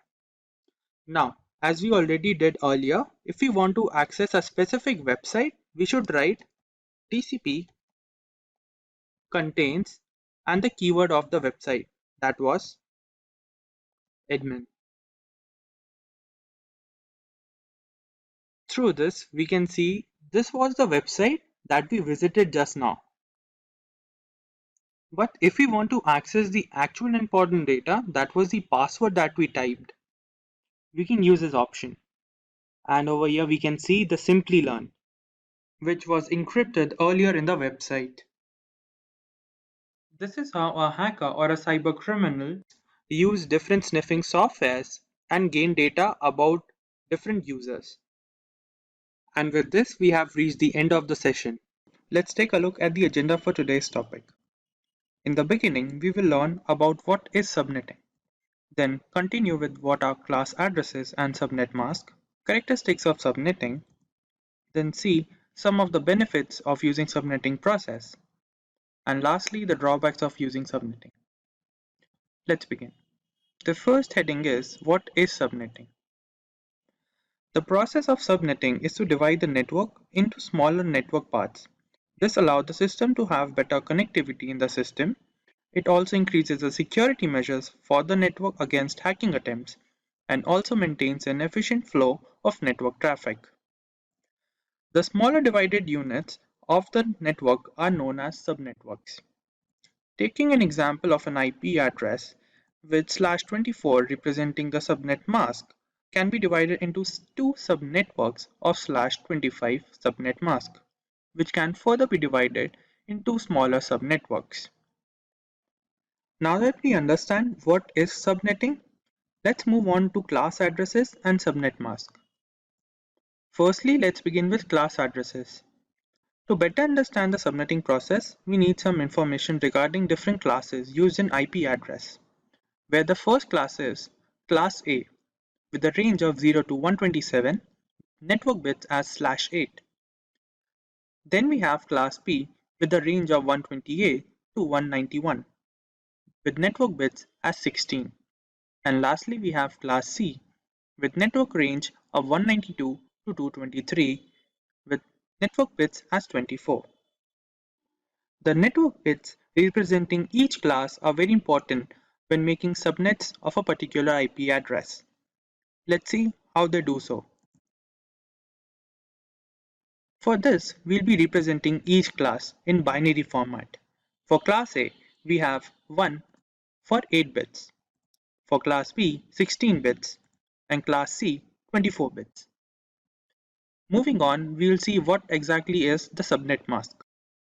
To better define the subnetworks in the system, we require the use of a subnet mask. That is, the subnet mask is a way to differentiate between the portion of an IP address that represents the network address ID and the host network ID. In this, let's see the default subnet mask for each of the class. For class A, we have 255.0.0.0. For class B, we have 255.255.0.0. Whereas for class C, we have 255.255.255.0. To better understand this, let's take a look at the classes individually. The network ID part is the one that represents the binary digit 1, whereas host ID represents binary digit 0. That means for class A, we have 8 bits as network ID and the remaining bits as host ID. By looking at the host ID, we can see that the network addresses that are available for the host is the largest in the class A. Whereas for class B, we have 16 bits for network ID and the remaining for host ID, where we can see the remaining part for the host ID is lesser than class A. That means class B can assign network IDs for a medium level company. And lastly, for class C, we have 24 bits as network ID and the remaining for host ID. From this, we can see that the host ID used for class C is the lowest. That means only smaller division companies can use class C. Moving on, let's take a look at the characteristics of the subnetting process. First is the network ID, which represents the first IP address in each subnet block. Then we have broadcast ID, which indicates the last IP address of the subnetwork block. Moving on, we have first host ID, which is the immediate first IP address after the network ID. Then we have last host ID. As the name suggests, it defines the IP address before the broadcast ID. Continuing, we have next network ID. This defines the network ID of the next subnet block. Then we have the total number of IP addresses in the subnetwork block. And lastly, we have subnet mask or CIDR, which represents the network ID and the host ID part in an IP address. To better understand all the attributes of the subnetting, let's take a look at an example. In this example, we are assuming an IP address 192.168.0.x with a subnet mask of 24. For this IP address, we have divided it into 4 parts that represent /25, /27, /27 and last part as /26. Now let's find out the details, that means the attributes for the subnetwork /25. The first attribute is the number of IP addresses. Going by the table, we have 0 to 256 addresses in a single block. But in this, /25 represent only 0 to 128. That means the total number of addresses in /25 subnet block is 128. Moving on, we'll find out subnet mask or CIDR. That is, the default subnet mask of class C, which I have taken reference from the subnet table which was explained in the earlier slide, which is 255.255.255.128. Then we have the network ID, which represents the topmost network address in the subnetwork block. In our case, it is 192.168.0.0. Then we have broadcast ID, which is the last IP address in any subnetwork block. In our case, it is 192.168.0.127. Moving on, the network ID and the broadcast ID addresses cannot be assigned to any network device in the network, because the network ID is used to identify the subnetwork block in a network, along with the broadcast ID, which is used to communicate with any of the hosts that is connected to the subnetwork block. That also means that the total number of usable network ID addresses in a network block is total number of IP addresses minus 2, that represents network ID and broadcast ID. That would be 128 minus 2, and we get the value 126, which represents the total number of IP addresses that are usable. Moving on, the next attribute is first host ID. That means the first ID after the network ID, which is 192.168.0.1. Then we have the last host ID, which is 192.168.0.126, which is just before the broadcast ID. And lastly, the next network ID, which is 192.168.0.128. Now that we are clear about all the characteristics of our subnetwork, how about a practice round for everyone to find all the characteristics for the subnetwork block /27 subnet mask? You can give your answers in the comment section. Let's move on to the benefits of using subnetting, where the first benefit is Enhance network efficiency. Through the use of applications of subnetting, we can share data to not only a specific portion of the network model, rather than broadcasting to the whole network, causing unnecessary traffic in the channel, as shown in the example. Over here, we see 4 different hosts, and if we want to share a specific data to only 2 of the hosts, we can subnet them into specific parts. Through this, the router will only send data to the specific portion of a subnetwork rather than broadcasting to the whole network channel. This will prevent network traffic. Moving on, the other benefit of using subnetting process is network security. Subnetting also provides protection to an extent against any hacking attempts made on the network model due to the complexity of the subnetworks as presented in the example. During the hacking attempt, if we can identify how the virus attacks the network model, we can prevent it from attacking all the subnetworks by compromising a single or 2 of them and preventing the remaining subnetworks. Let's move on to the drawbacks of using subnetting process. The very first drawback of using the subnetting process is it makes the network model much more complex, which in turn affects the maintenance and efficiency. Then we have the unused IP addresses which are left over from applying the network model in a subnetwork process. And lastly, we have the low efficiency use of hardware devices. If the hardware devices such as router or switches used are of low efficiency, the performance of the subnetwork. What are switching techniques? Switching techniques are network techniques responsible for overseeing the transmission of data over different communication channels. They are also responsible for choosing the best route for data transfer. Next, we will look into why to apply these switching techniques. Using the switching techniques, we can choose the best and the most efficient route for data transfer in the network. For example, if we want to send some data from node A to node B, we can do so by moving from node A to a switch, then node D, then to node B. But doesn't this seems like too long? This is where the switching techniques plays its role. Using the switching technique, we can choose the smallest and the most efficient way, that is node A, switch, then to the node B. Next, we will look into different types of switching techniques.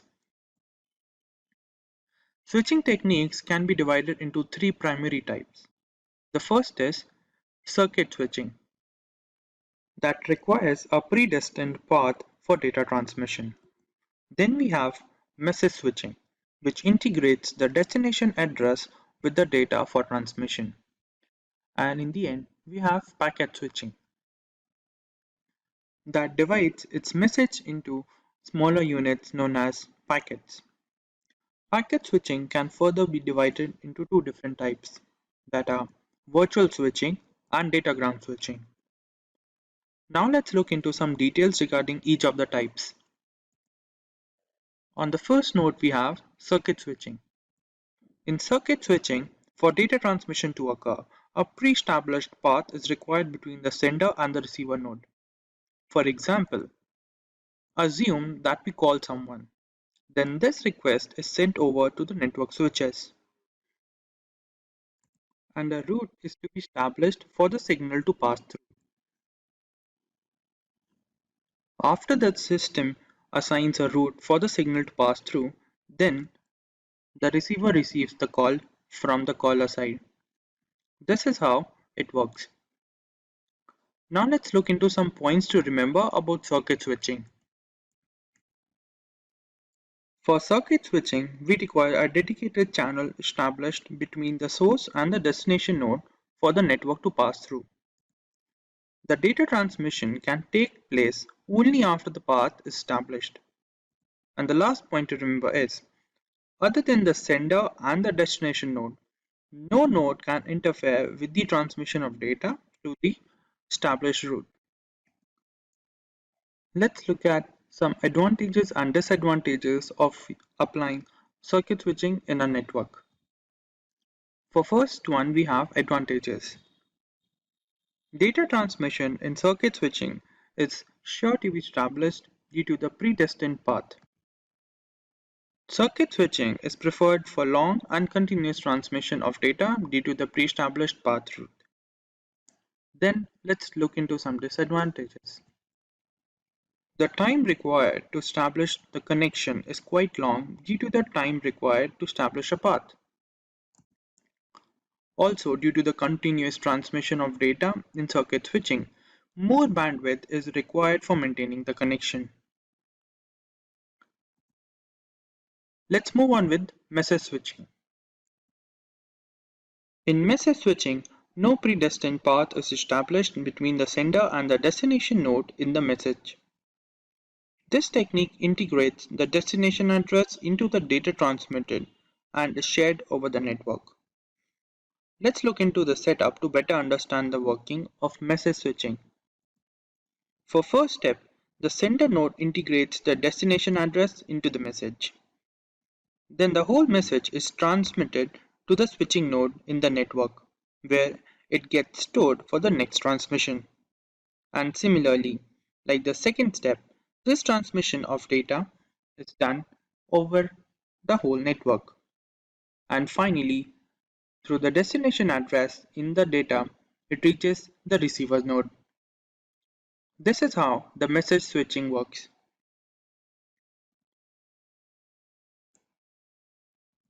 Let's take a look at some points to remember about message switching. In message switching, no predestined path is established. It uses dynamic routing as the message is transmitted through the communication channel in real time. Each node in network switching stores the data unless it is transferred over to the next switch node. Let's take a look at some advantages and disadvantages of applying message switching. To begin with, let's take a look at the advantages. The size of the data that can be transmitted over message switching is variable. In message switching, the use of bandwidth is done in an efficient manner. Now let's look into some disadvantages. For message switching, the nodes that are known as the switch node is to be provided with sufficient storage memory. There is a delay in reaching the destination due to the message technique, that is, the message has to stop at each of the switch node before it is transferred over to the destination node. Now let's look into the last switching technique, that is packet switching.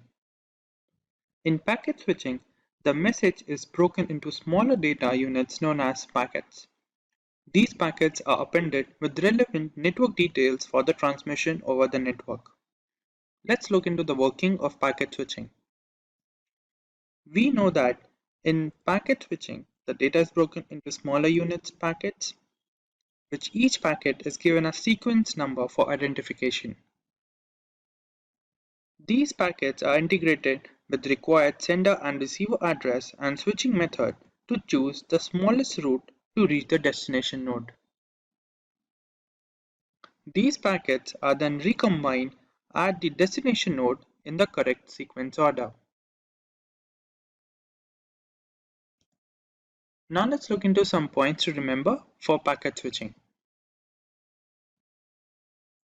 For packet switching, all the data packets that are provided with unique number for identification at the receiver end, that is 1, 2, 3 and 4 in the previous example we just used. Packet switching chooses the most shortest path possible for the data to reach the destination end. In case we have unreached packet or some unattained packet, the whole message from the sender side is sent again to the receiver end. Now let's look into some details regarding advantages and disadvantages of applying packet switching. Advantages of using packet switching is it provides rerouting in case the network node is busy. It also allows multiple users to access the same network and no predestined path is needed. The disadvantage of applying packet switching is the protocols that are needed for the working of packet switching is very complex.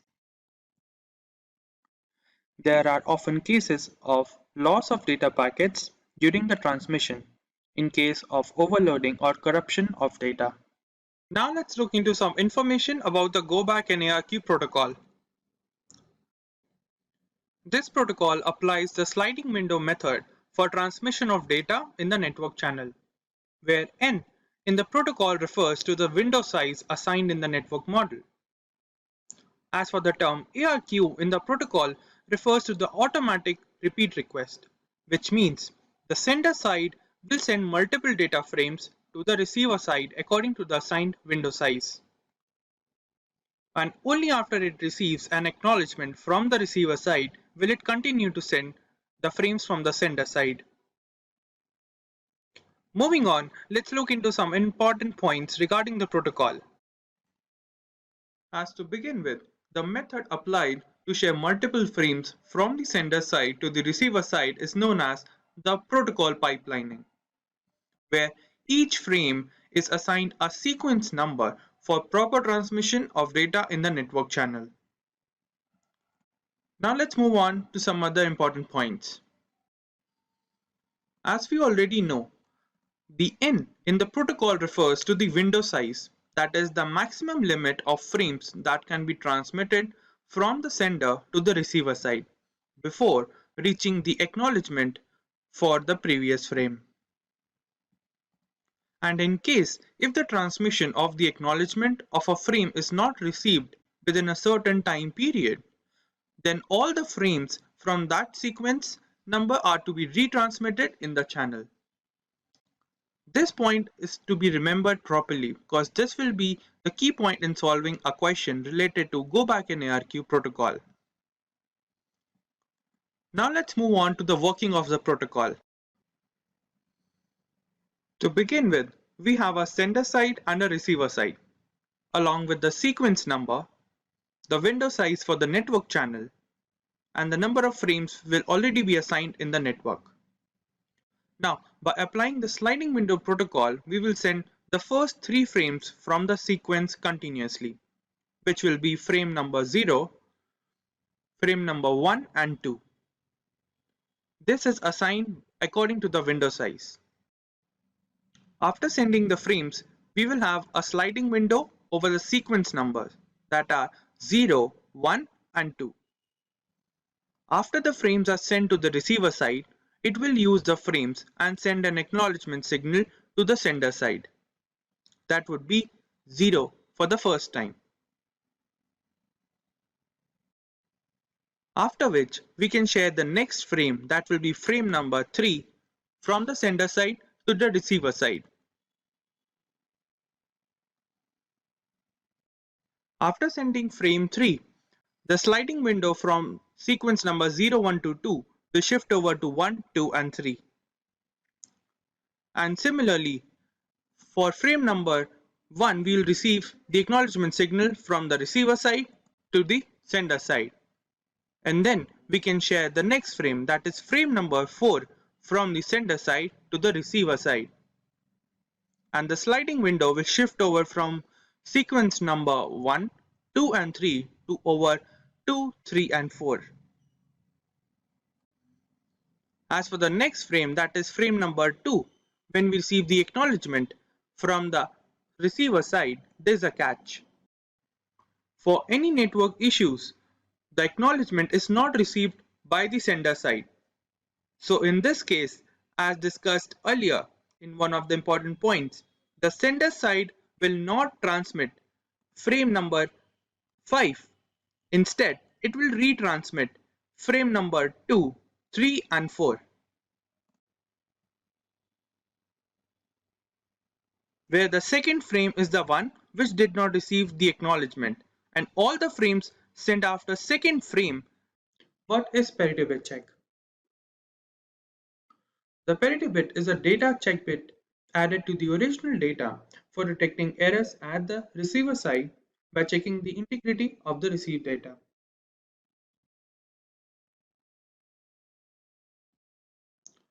The parity bit adds 1 or 0 to the original data that is to be transmitted to the receiver side, and if, in case there is an error in the received data, the sender side will do the parity check and give the request for retransmission of the data.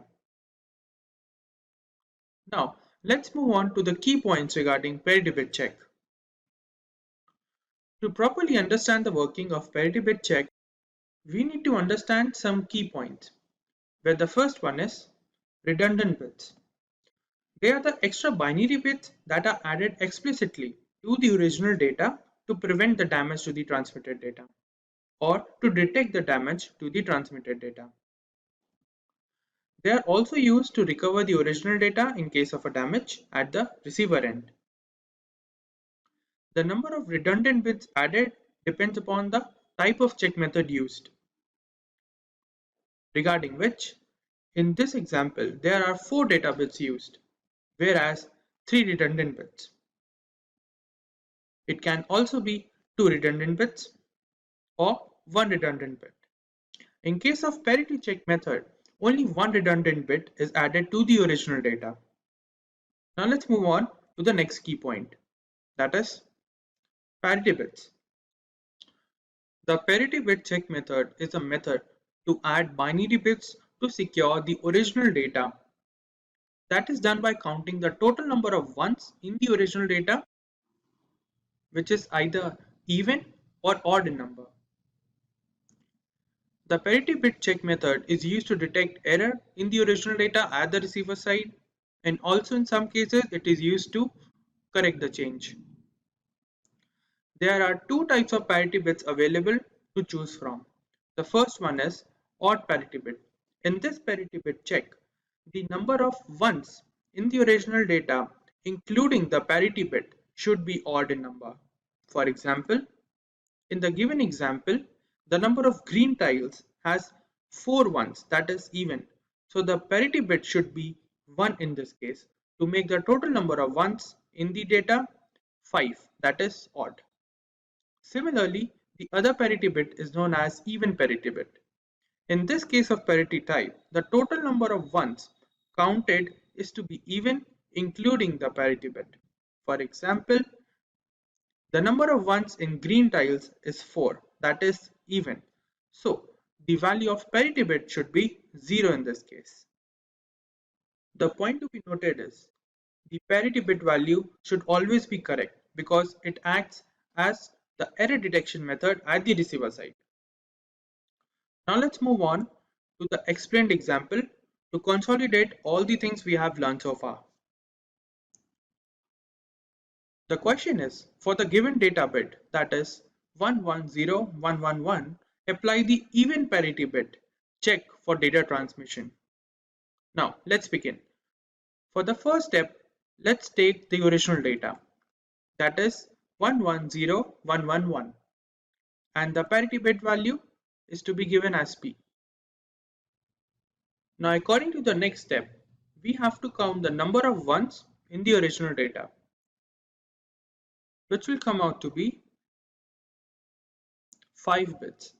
That means there are 5 ones in the original data, which represents an odd number. To balance this according to even parity bit, now we have to add 1 in place of P. So the new data to be transmitted will become 110, 111 and 1, which will be transmitted to the receiver side by the sender side.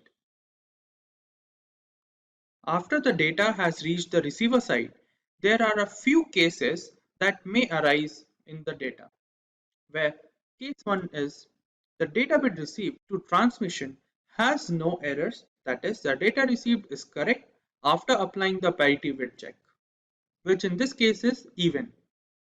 So the transmitted data is this and the received data is this. That means both the transmitted data and received data are same. That means the received data is correct. Then the second case arises is the data bit received through transmission has errors.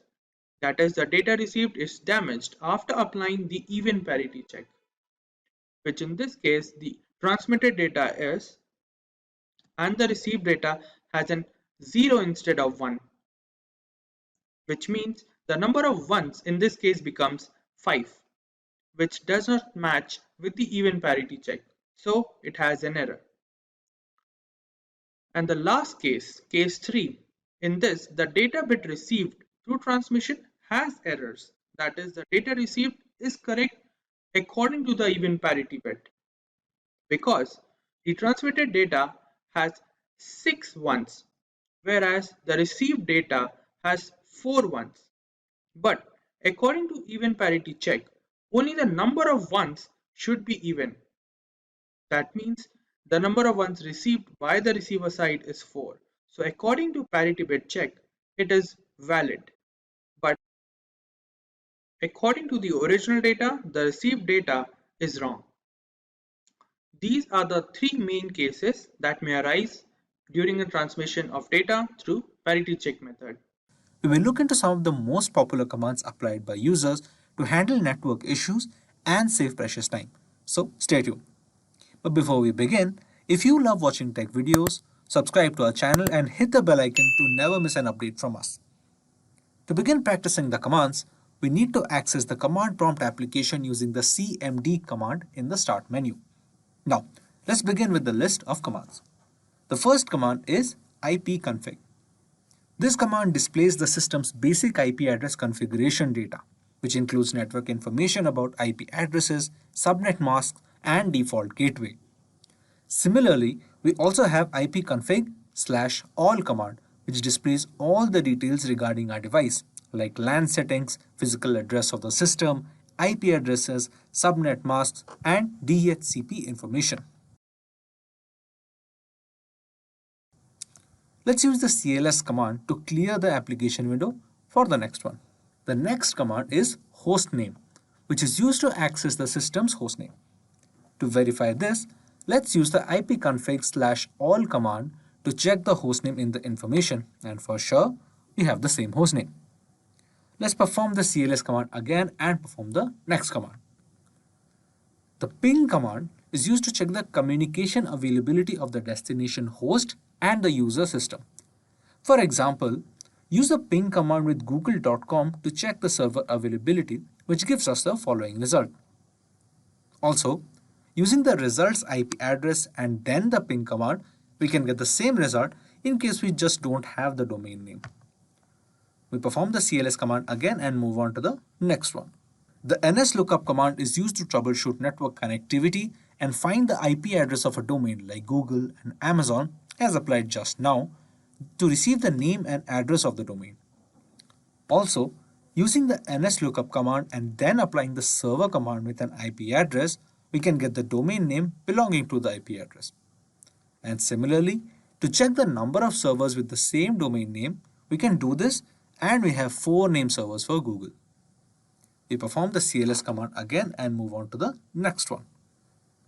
The tracert command is used to troubleshoot the routing issues of the network by displaying the routing table through which the data is transmitted to a maximum of 30 hops in the network, as you can see. Similarly, you can also try amazon.com and share your views in the comment section below. Now, let's clear the application window and perform the next command, which is the ARP command. This command is applied to display the communication exchange between the IP address and the system's MAC or physical address. Let's move on to the next command, which is the path ping command. This combines the tracert and ping commands and displays detailed information as an output for a maximum of 30 hops in the network. This command takes some time to compile the full hop details so that you can share findings in the comment section. Next, we have the netstat command. It's used to display the network connection summary of the system as shown in the demo. Similarly, if we use the netstat-n command, it will give us much more details about the connection and UDP details. Next, we have the netshare command, which displays the details of where the data resources for our system are shared and we can check them under the share name, resources, and remark column. Then we have the route command that allows us to access the routing tables and also allows us to make changes to them.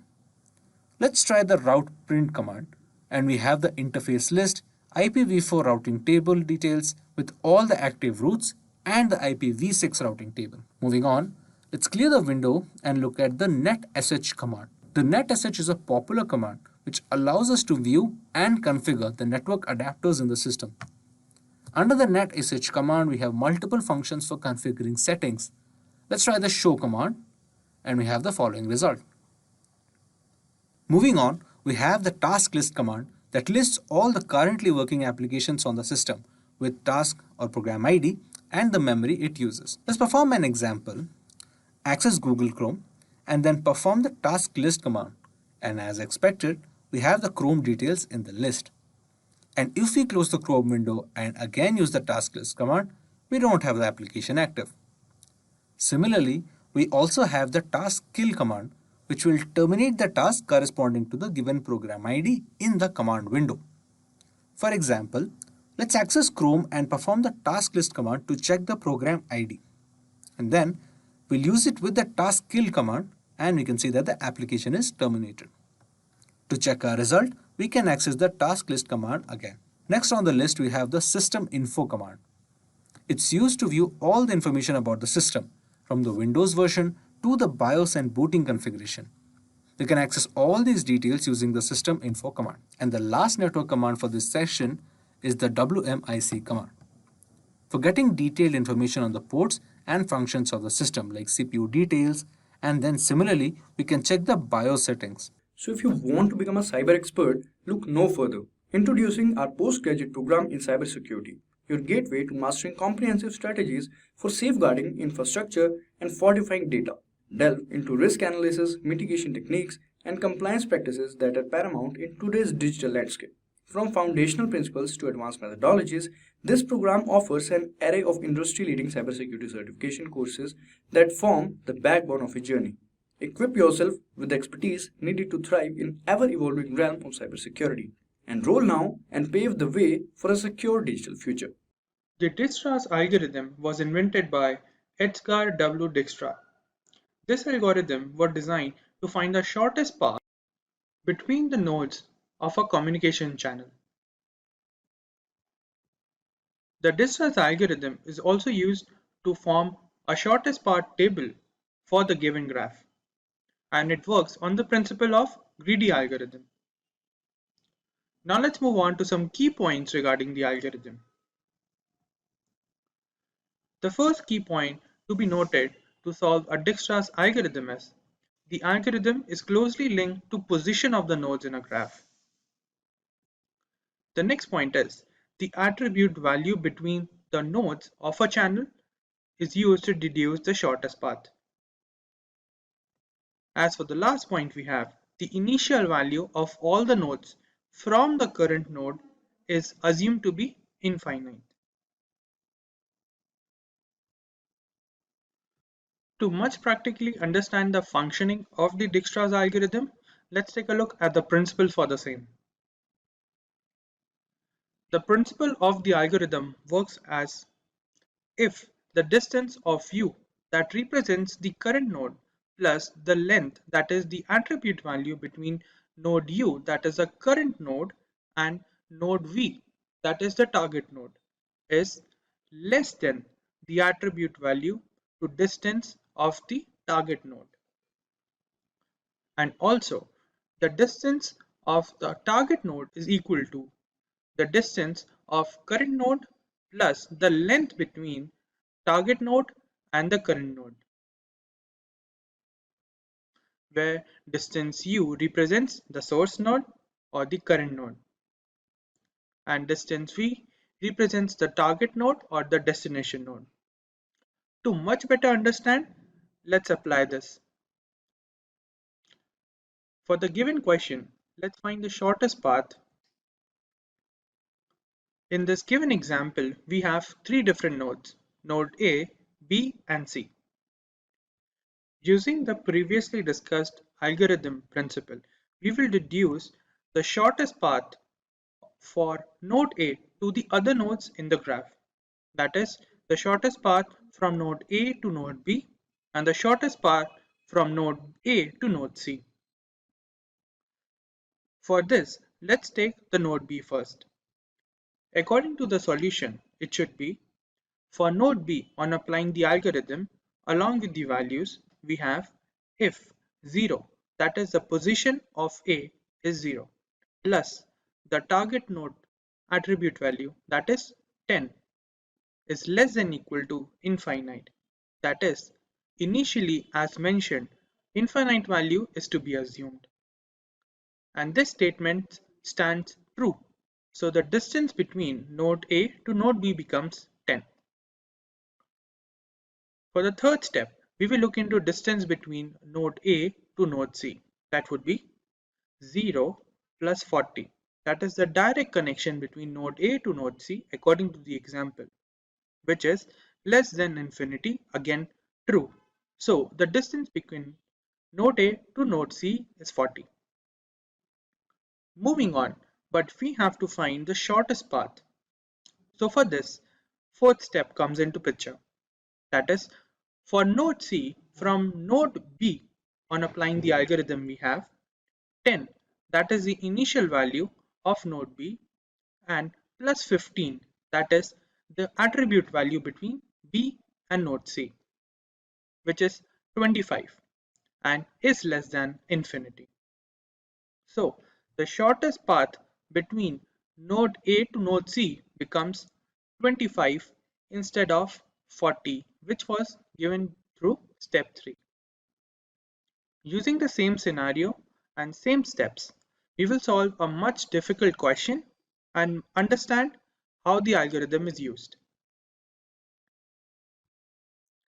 Then without further ado, let's move on to the solved example using the Dijkstra's algorithm. According to the given question, we have to use the Dijkstra's algorithm for the given graph and find the shortest path from node A to node C. The point to be noted is we need to find distance that is shortest between node A to node C only. Now let's take a look at the graph, and this is the given graph with node A at the current node and node C is to be the targeted node. But before we begin with the solution for the given graph, let's take a look at some of the important points to remember.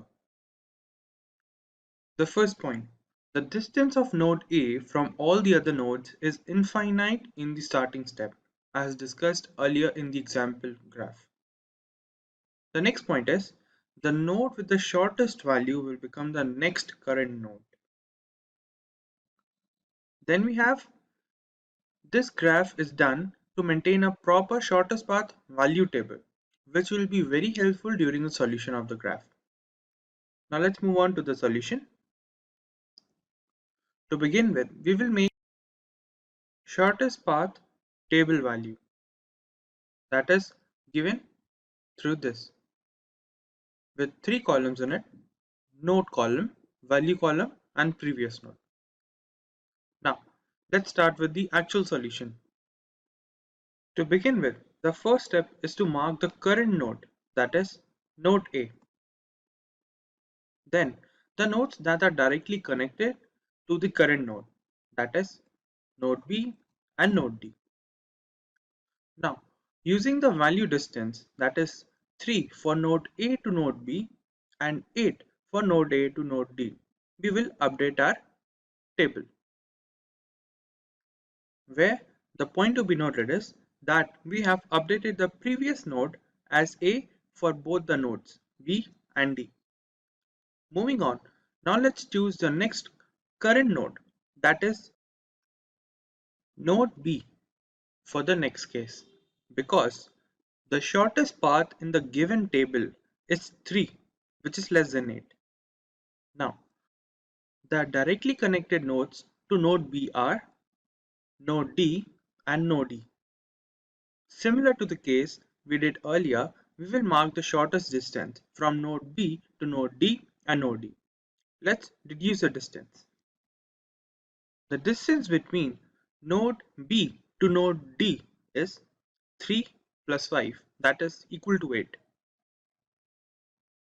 And then we have distance from node B to node D, that is 3 plus 6. So the value is 9.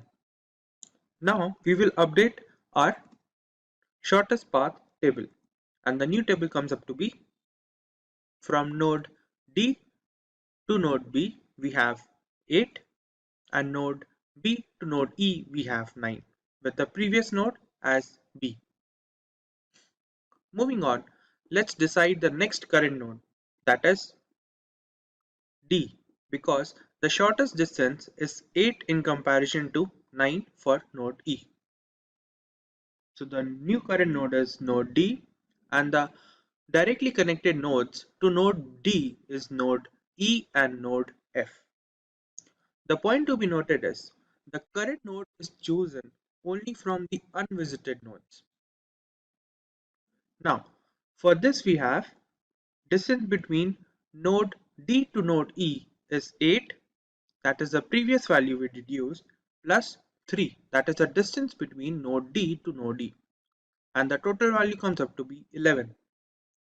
Then we have to node F from node D, that is 8 plus 2, that is the distance between node D and node F. So the value becomes 10.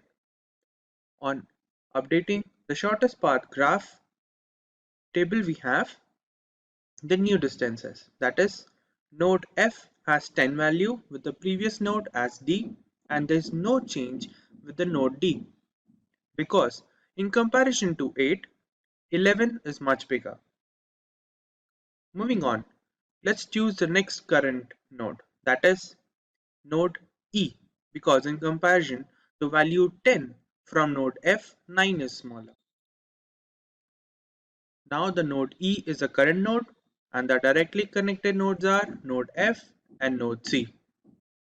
Now let's find the value between node C and node E. That will be 9 plus 9, that is the distance between node E and node C. So the value totals come up to be 18. And for node F and node E we have 9 plus 1, that is the distance between node E and node F. That comes up to be 10. Now let's compare with the graph table, where node F is originally at value 10, and again the value is 10, so there's no change. And C we have infinite, and the value 18 is much smaller, so the new graph would be something like this, with node C as 18 value and previous node as E.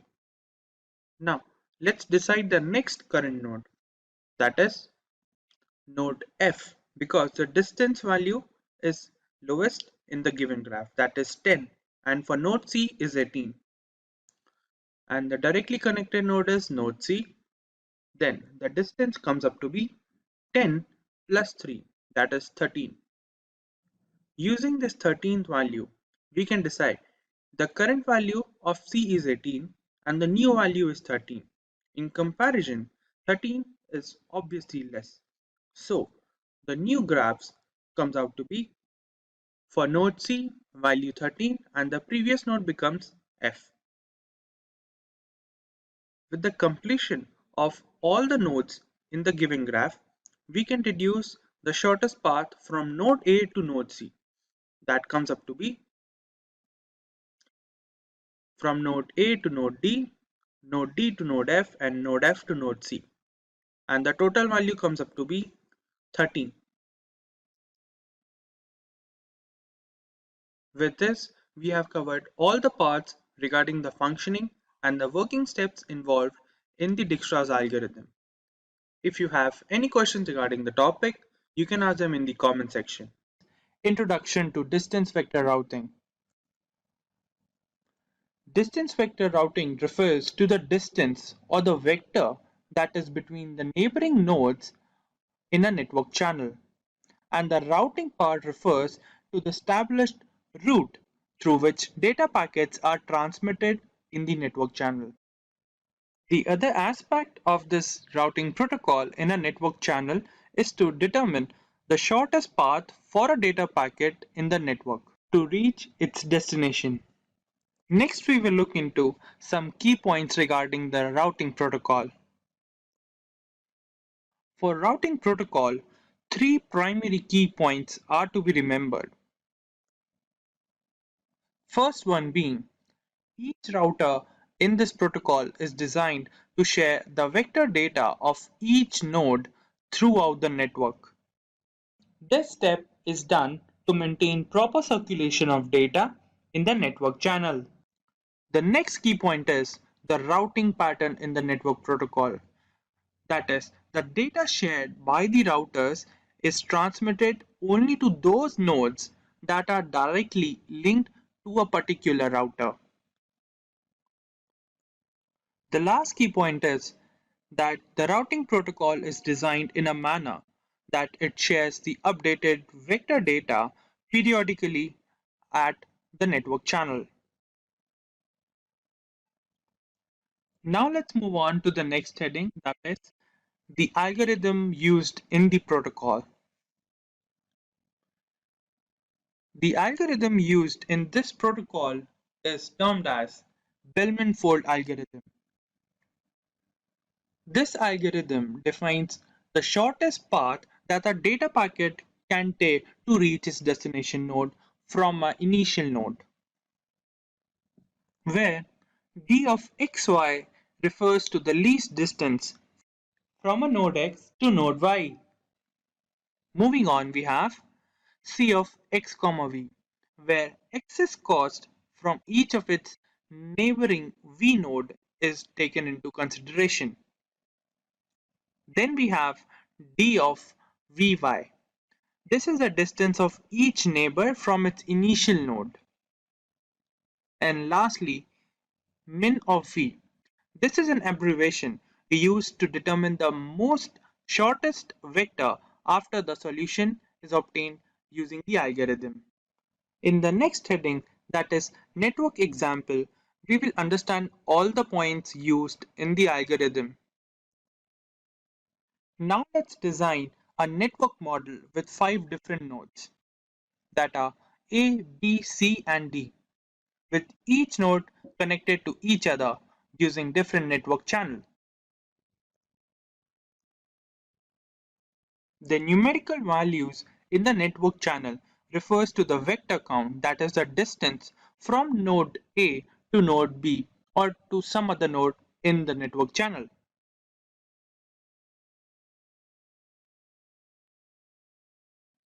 In a network model, each node shares its vector data with its neighboring node at a regular interval, as there are various updates in the network model. This data is shared in a form of routing table, where three different columns are used. First being destination column, second vector column, that is the distance node, and lastly the hop. Let's take a look at the neighboring nodes for this model. For node A, we have B and E, as it is directly interlinked to the node A. For node B, we have node A and node C. For node C, we have B and D. For D, we have C and E. And lastly, for E, we have node A and node D. These nodes represent only the neighboring nodes. Now let's solve an actual example on routing protocol to clear all our doubts and understand the key points. The example we will be taking to solve is this network model. The initial step to start solving the network model using the distance vector routing protocol is to make routing table for each of the nodes. Let's make the routing table for node A. This is the routing table for node A, where we have destination as A. That means destination is A from node A. That means the distance vector should be 0. Then we have destination as B. Let's take a look. In this given example, there is no given connection between A and B. That means this distance vector would be infinity. Then we have destination as C. Similarly as node B, there is no direct connection between A and node C. That means this is also infinity. And same is the case with node D. And in the end, we have node E, that is the only directly linked node to node A. That means the distance given is 5. So the network vector is 5. Let's make another routing table for node E. This is the routing table for node E. Let's take a look. In this routing table, the first is destination to node A. According to the network model given, distance is 5. So the vector value is 5 with the hop to A. Then we have destination as node B. According to the model, the distance vector should be 4. Then we have destination as node C. As given, there is no direct connection between node E and node C. That determines the value would be infinity. Then we have node D, which represents direct connection with node E, and the value is 7. And lastly, E destination from initial point E would be 0 vector. Now let's make another routing table similarly for node C. Now using the same steps, you can make the routing table for the remaining nodes, that is node B and node D. Now let's move on to the next step in solving the routing issue. This step is known as update step. In this step, we use the vector column from each of the node to update the vector column or the routing table for a particular node. In this part, we'll use node E's vector column to update the routing table for node A. And the steps are using the algorithm, that is the Bellman-Fold algorithm we used earlier. As we already know, moving from A to destination node A is always 0. So we won't be doing this step. Let's move on to the next one, that is moving from node A to node B. That would be A comma E, as we are using vector column of node E plus and the distance used to reach E from B. A comma E represents 5 and E to B represents 4 according to the network model. So the value is 9.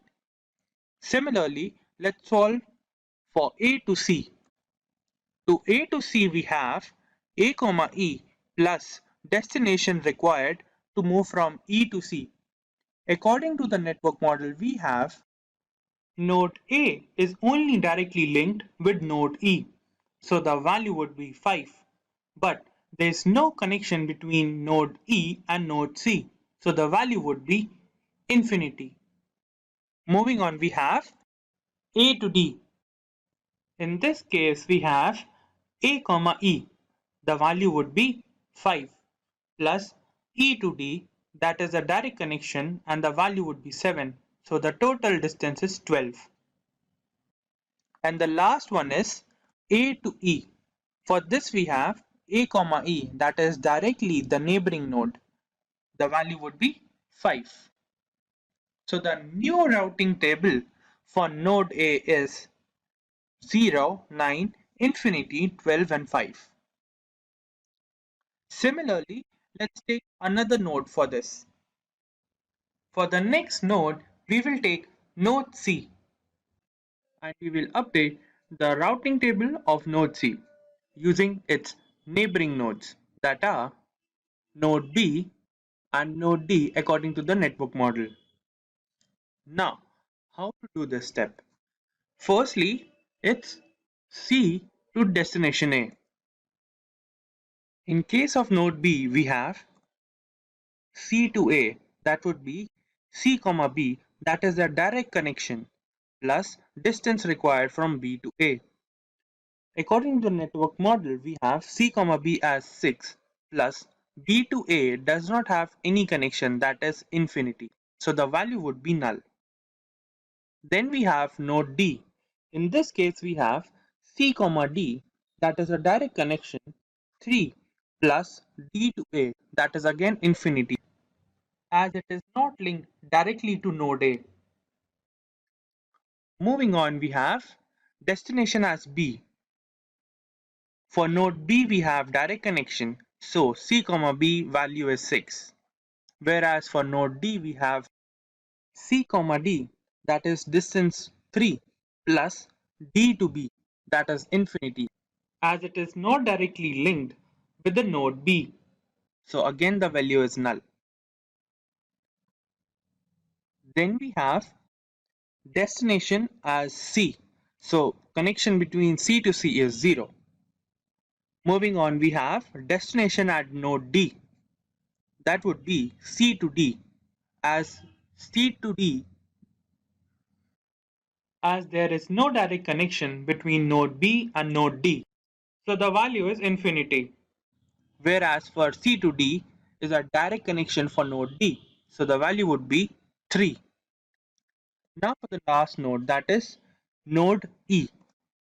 In case of node B, we have C comma B plus B to E, where the value for C to B node is 6 and B to E is 4.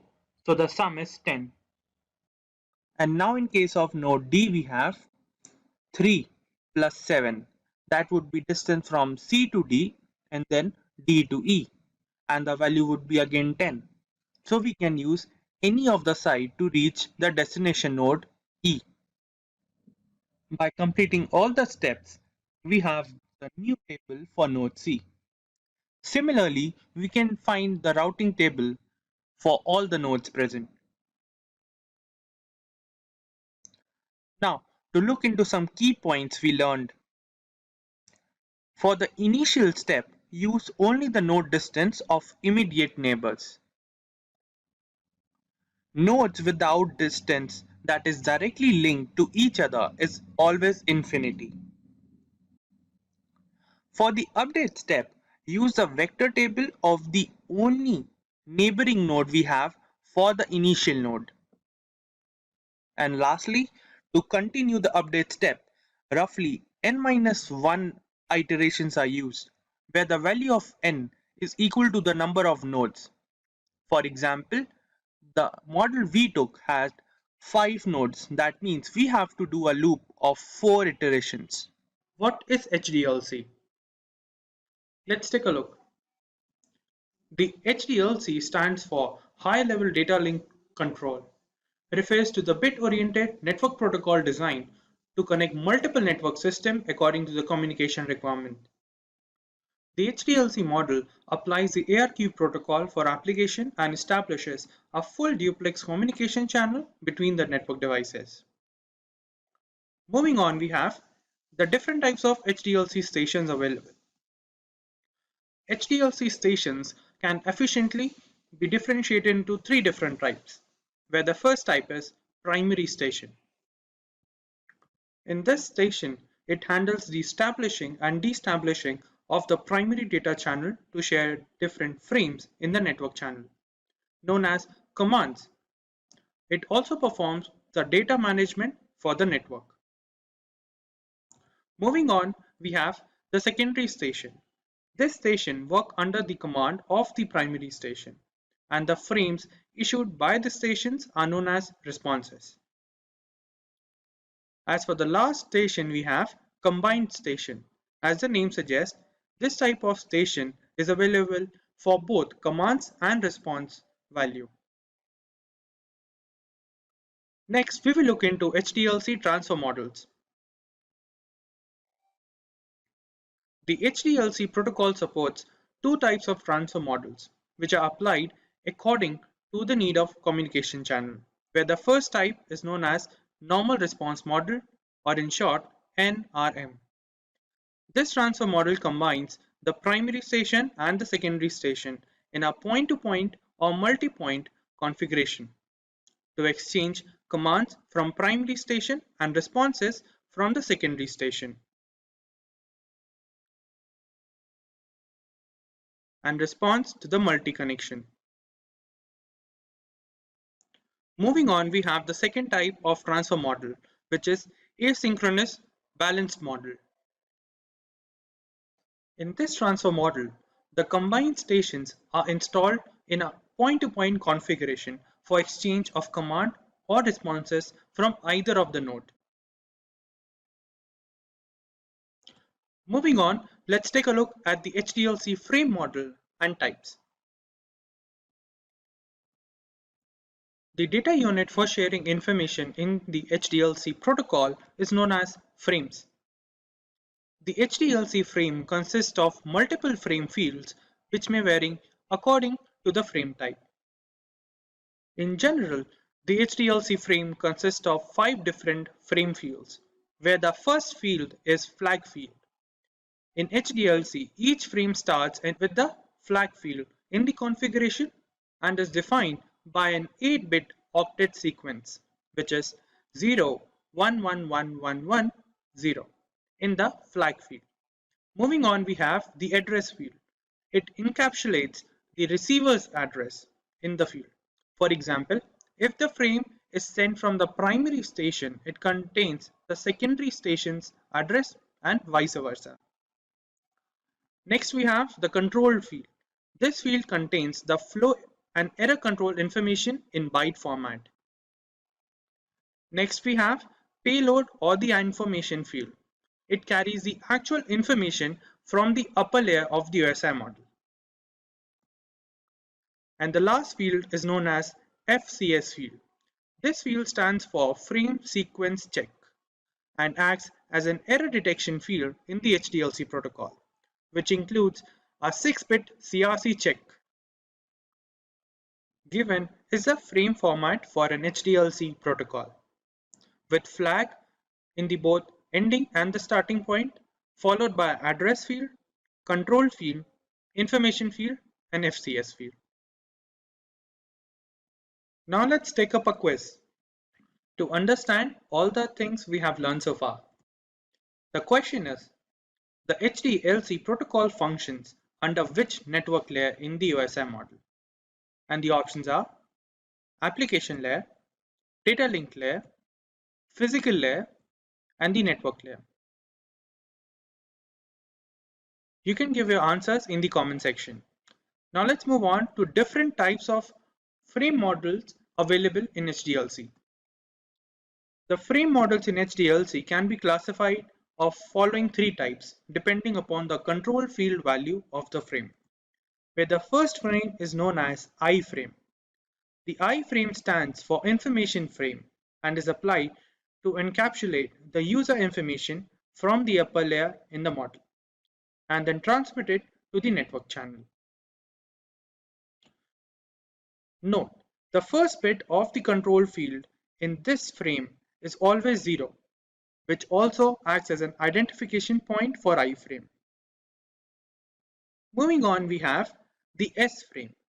The S frame stands for supervisory frame and is used for error and data flow control and does not contain any information regarding the information field in the format.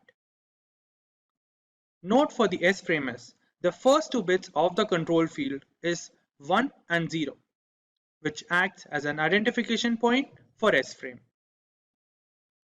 As for the last type of frame model, we have U frame.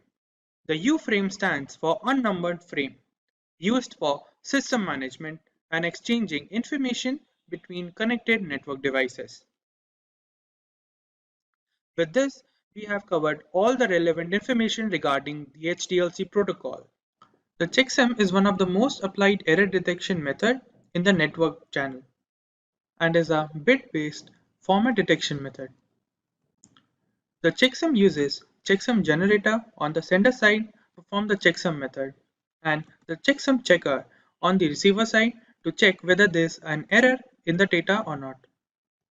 Let's continue with the next setting, that is why to apply checksum method.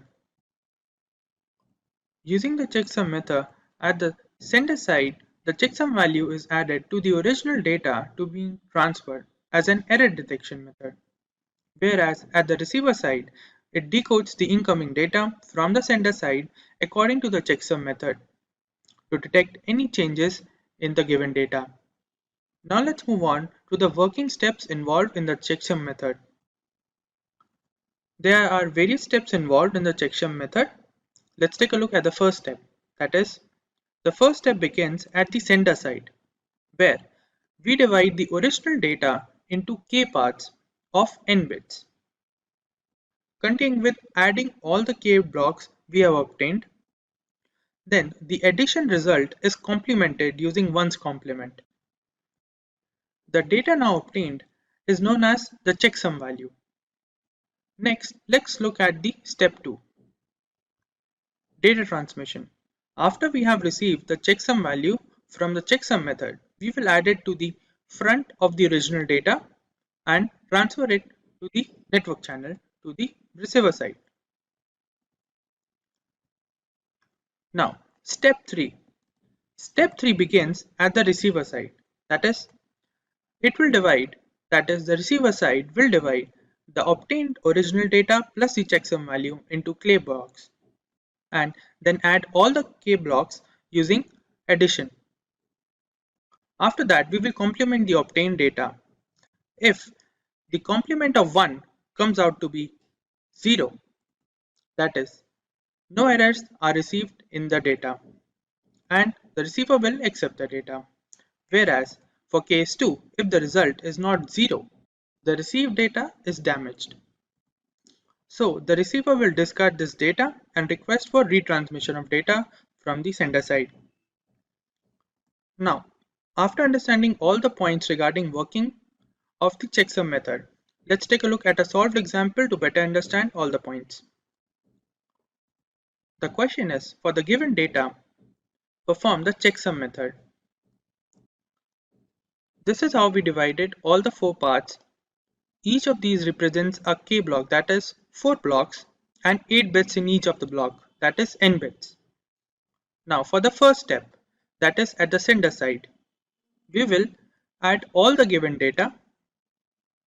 So the value would come out to be 1000, that would be 1, 0100 would be 1, 0011 would be 1 carry 0, so 1 carry plus 1 means 0 plus 1 carry again, 1 carry plus 1 means 0 and 1 carry again, 1 0 1, that is 1 carry 0 plus 1 plus 0 means 1. So 1 carry is over on this side. 1 plus 0 is 1, 1 plus 1 is 1 carry 0, 0 plus 0 is 0, 0 plus 0 is 0 and 0. And we have 1 carry over here. So the obtained data would be 1 0 with extra bit as this. Now to resolve this issue, we will now add the extra carry to the obtained data from the addition part. That would be 1 0 1 0 0 1 0 0. Now at the sender side, we will do 1's complement for the obtained addition value.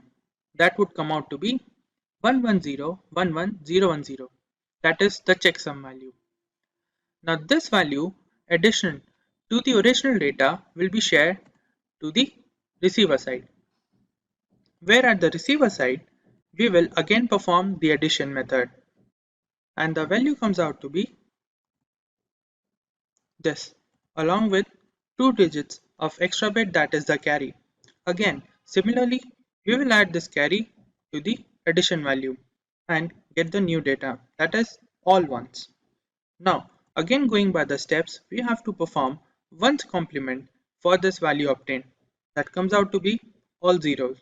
That means the checksum value is 0 at the receiver side, which indicates that there are no errors in the received data by the receiver side. With this, we have completed all the points regarding working of the checksum method. Now, to better understand all the steps, let's take up a quiz. That is, for the given data, find the checksum value, where the given options can be one of them. You can give your answers in the comment section. What is parity bit check? The parity bit is a data check bit added to the original data for detecting errors at the receiver side by checking the integrity of the received data.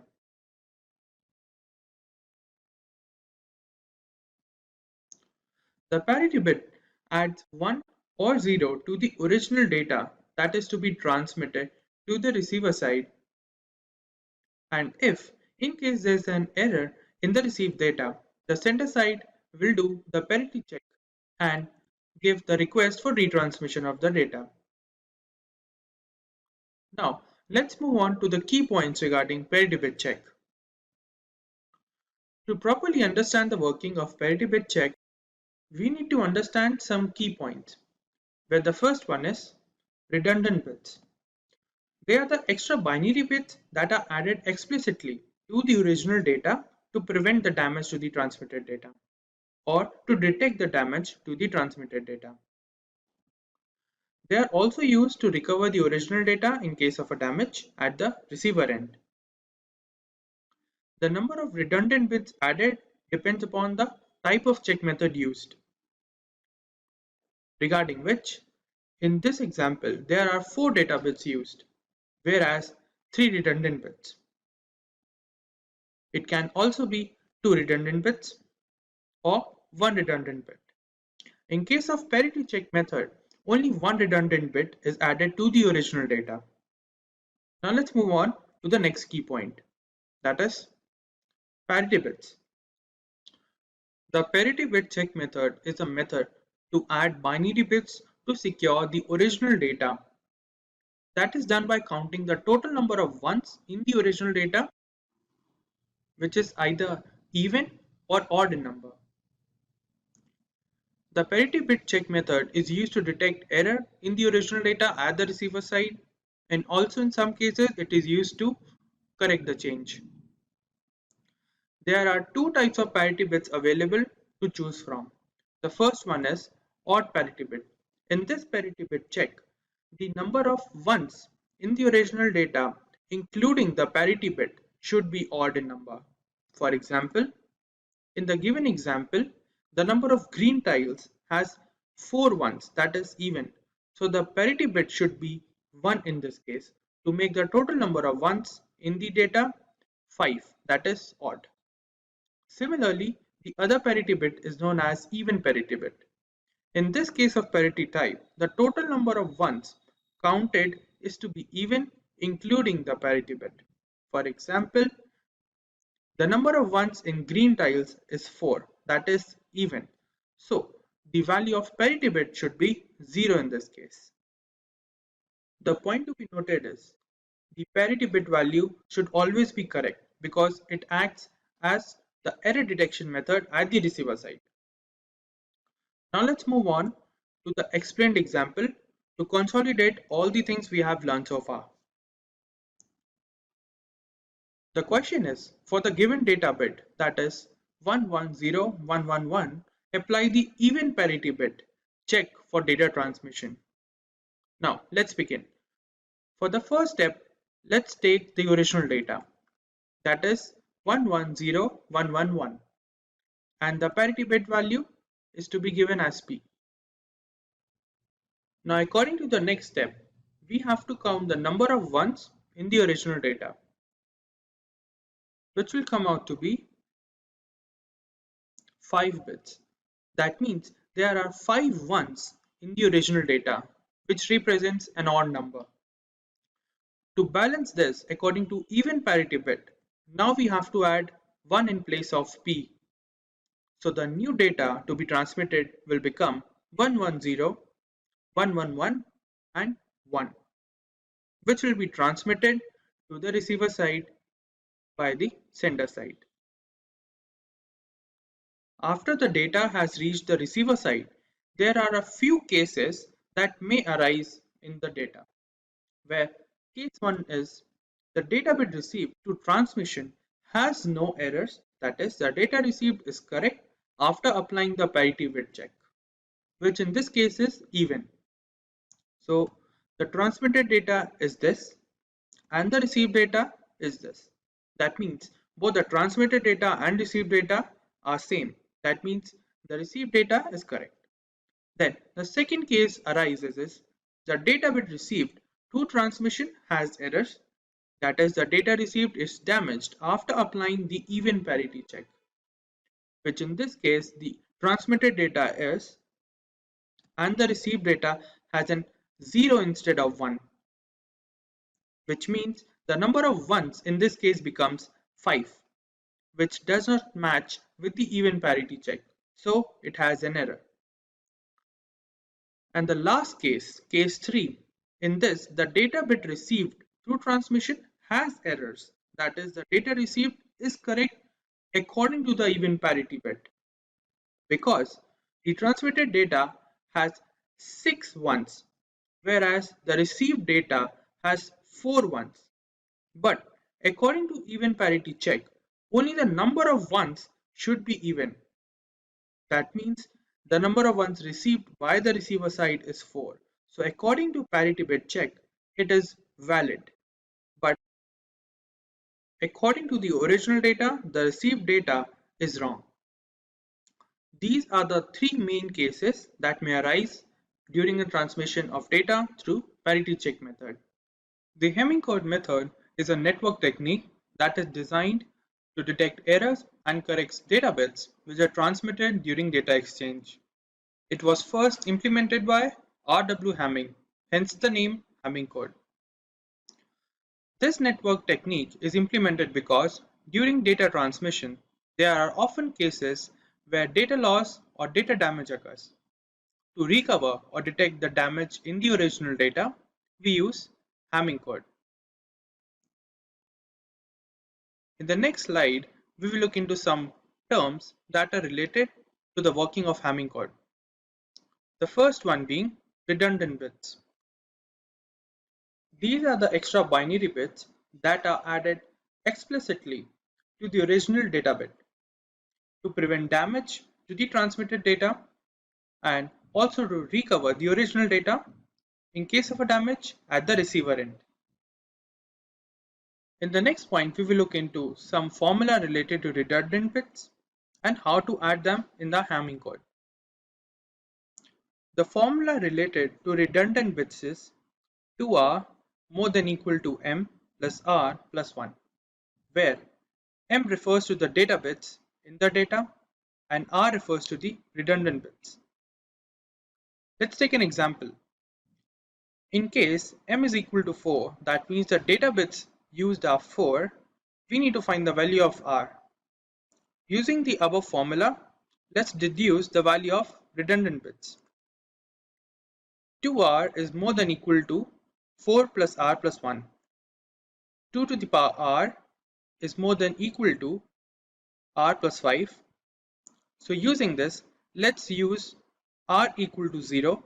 If we use that, we will get a value 1 that is more than equal to r plus 5, but that is wrong. Then using r equal to 3, that is 8 is more than equal to 8. This way, we conclude that the Hamming code would be 7-bit data because the value of r is 3 and m is 4. Now let's move on to the next term related to Hamming code, that is parity bits. The parity bit is a method to append binary bits to secure that the total number of counts of 1 in the original data is either even number or an odd number. Let's take a look, why do we exactly use parity bits? They are used to detect error in the original data which occurs during the transmission of data. Through this method, we can detect the error at the receiver end and also correct it. Let's take a look at different types of parity bits available. First one is even parity bit. In this case of parity type, the total number of ones counted is to be even in the count. In case the count is odd, then the value of parity is 1.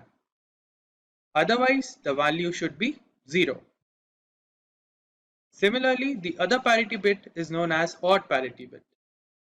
For this parity bit, the total number of ones counted in the original data should be odd. If that is the case, the value of parity bit should be 0. And in case the value of ones in the original data comes out to be odd, then the parity value would be 1. Now let's move on to the next setting, that is the working example of the Hamming code. Let's take a look. Let's begin with the steps to be followed to solve a Hamming code issue. The first point being, the position of the parity bit is determined using 2 to the power n term, where n represents the number series 0 to n. Assigning the position for parity bit using this method would be more clear during an example. For the second point we have, the remaining positions represents the data bit. Now, let's try using the value of parity bit for n is equal to 0. That means 2 to the power 0 is equal to 1. So, all the bits with 1 in the last position are used to determine the value of the parity bit. To better understand the assignment value of parity bit, please focus on this mentioned table. In this table, we can take a look at the last position, that is n is equal to 0, and see the mentioned number. For P1, we can use the value 1 because n is equal to 0 and the last position value is 1. Then is number 3 because the last position bit is 1. Then similarly for number 5 because n is equal to 0 and the bit value is 1. So these three parity value can be used for n is equal to 0. Similarly, let's take a look when the n is equal to 1. That means 2 to the power 1 is equal to 2. So all the bits with 1 in the second position are used to determine the value of parity bit. Now let's take a look at the table to identify the numbers related to this parity bit value. The first one being 2 due to the presence of one bit in the second position. Then we have P3, presence of one bit in the second position. Similarly, the next would be number 6 due to the presence of one bit in the second position. Similarly, let's take a look at when n is equal to 2. That means 2 to the power 2 is equal to 4. So all the bits with 1 in the third position are used to determine the value of parity bit. And this would be 4, 5 and 6 number. Please read the points very carefully because next we will solve an example to better clarify all the concepts. Let's move on. The given example is the data bit to be transmitted is 1011 and we have to solve this using the Hamming code method.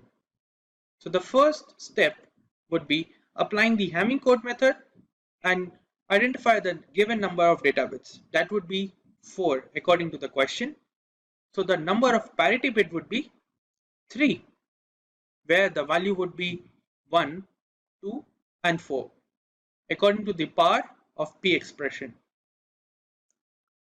That means we will get something similar to this. This representation is in data bit format, where the first position is for P1 parity bit, the second for 2 to the power 1, that is 2 P2, and the third one is for 2 to the power 4, that is P4 parity. And let's put the value that is to be transmitted in the remaining positions. That would be P1, P2, 1, P4, 1, 0 and 1. Using this bit value, we will deduce the value of P1, P2 and P4 for data transmission. In this case, we are using even parity for the example. That means the number of ones should be even. Let's take a look. For P1 we have D1, D3, D5 and D7 as mentioned in the earlier slide. So the value would be P1, 1, 1 and 1 according to the data bits available to us by the question. That means the value would be 1 because the number of ones for P1 is odd. So to make it even, the value of P1 would be 1. Similarly, for P2 we have D2, D3, D6 and D7. Using the same method, we will get P2, 1, 0, 1. So the number of ones for P2 is even. So the P2 value would be 0. Next is for P4. The value is D4, D5, D6 and D7, where P4 has 1, 0 and 1. That means the number of ones is even. So again P4 is equal to 0.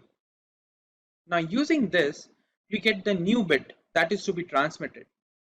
That is 1010101. After transmission, in case, let's say at position 5 an error occurs and the value of 1 is converted to 0. To detect this error at the receiver side, we will use the Hamming code. To begin with, we will use the parity value to cross-check the original data bit. That means, let's do the parity bit method for this received data. So for P1 we have D1, D3, D5 and D7. So the number of ones is odd. That means the value of P1 should be 1 to make it even. Then for P2 we have D2, D3, D6 and D7. So the number of ones is even. That means the P2 value would be 0. Now let's move on for P4. That would be 4, D5, D6 and D7. Number of ones is 1. That means odd. So the value of P4 would be 1. Now let's take a look at the results that we obtained using this method. Foremost, this shows that the data transmitted is damaged and we can detect the error position using this method, that is, using the value of parity bits obtained, where this will lead to 2 to the power expression.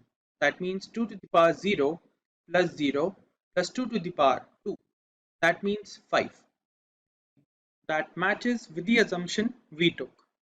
Now, to correct this error, we can use the position that we obtained, that is 5, and replace the 0th value with 1 bit. By doing this, we will obtain the original data.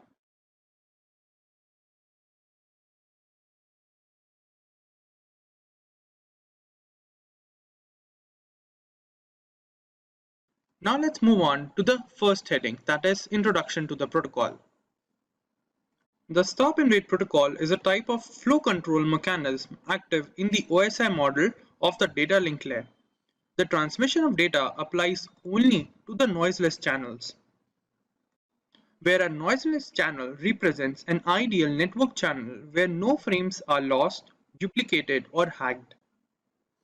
Moving on, we have the stop and wait protocol is unidirectional in transmission of data, that is, either sending or receiving data will only take place at an instance.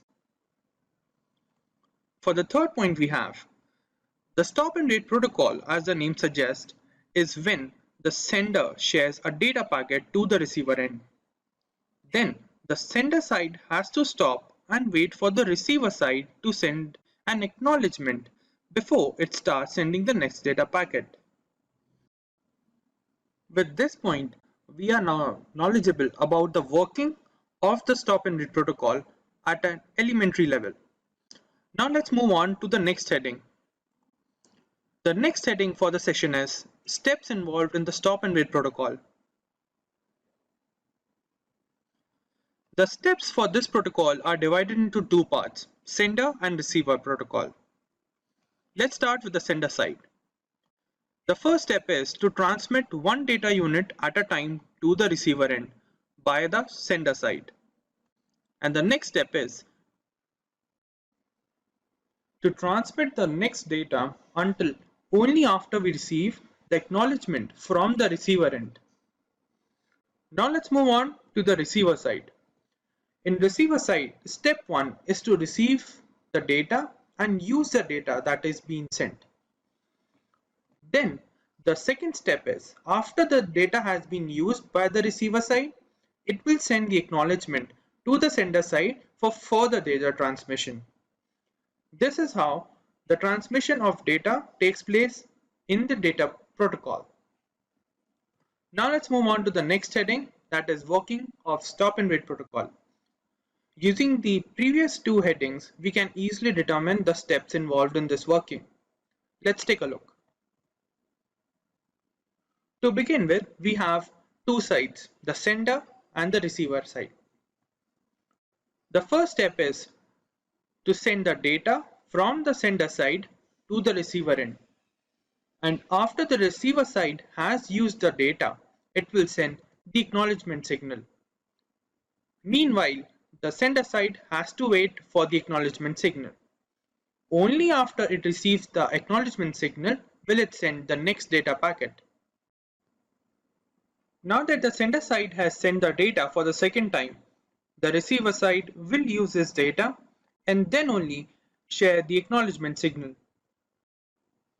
This process of sending data from the sender side to the receiver side and receiving acknowledgement from the receiver side to the sender side continues for n number of times according to the given scenario in the network channel. Now let's move on to the next heading, that is also the last heading for this session, that is drawbacks of using stop and wait protocol.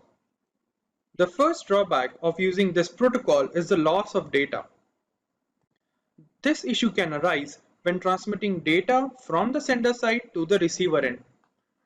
It may be due to any issue, due to hacking attempt or network disruption or any other network related issue. Then this can also arise when receiving acknowledgement from the receiver side. Now let's move on to the second drawback.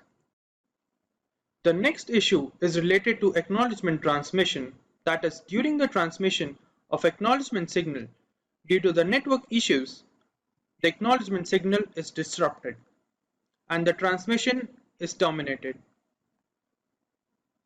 This can arise again due to any reasons that are occurring in the network channel. Now let's move on to the last drawback for this heading. The last issue occurs due to the delay in transmission time of the information. Time delay drawback can occur on either side of the transmission, that is, during data transmission or the acknowledgement transmission. As we know, in a networking concept, protocols refers to the roles and instructions that governs the data transmission between different network models and devices in a communication channel. The data transmitted using protocols is easily handled and is reliable to use, as well as it provides a secure channel for the data to be transmitted. Now let's move on to the different types of protocols available in a network channel.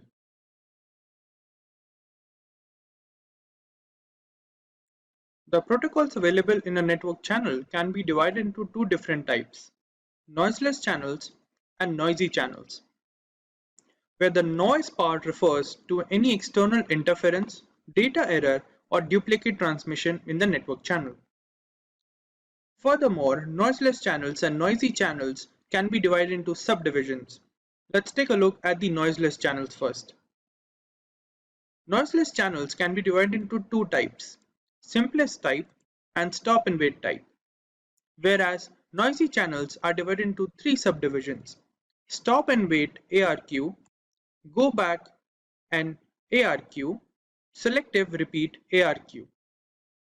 In the noisy channel, go back and ARQ and selective repeat ARQ are the ones that apply the sliding window protocol for data transmission over the network channel.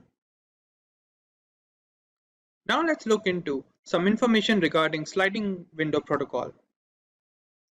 To begin with, the sliding window protocol is a technique that allows the share of multiple data frames in a network channel, where the number of frames shared is determined by the window size assigned to the network channel.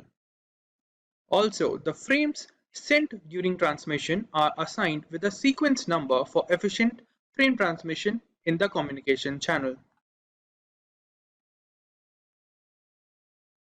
Till this point in the video, we have already learned about the definition of what is the sliding window protocol. Now let's look into the working steps of the sliding window protocol. To begin with, we have a sender side and a receiver side in the network channel.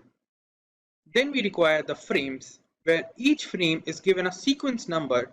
For this example, we are using 0 to 8, which means a total of 9 frames are available at the sender side. Then using the window size, we determine the number of frames that can be shared at an instance. For example, we'll be using 3 as the window size for this example. Let's start with sending the first frame, that is 0, to the receiver side. After the frame is sent, a sliding window appears on the number of frames. Now let's move on to the next, that is frame 1. The point to be noted is, before receiving any acknowledgement, we have to send all the frames that are available according to the window size. That is, for this example, the window size is 3. That means we have to send 3 frames before we receive any acknowledgement from the receiver side. Let's send the last frame, that is frame 2. Now we have to wait for the receiver side to send the acknowledgement signal to the sender side before we can send the next frame. Now that we have shared the maximum number of frames, the receiver end will share the acknowledgement signal for frame 0 with the sender side. After this acknowledgement is received by the sender side, we can share the next frame in the list, that is frame 3.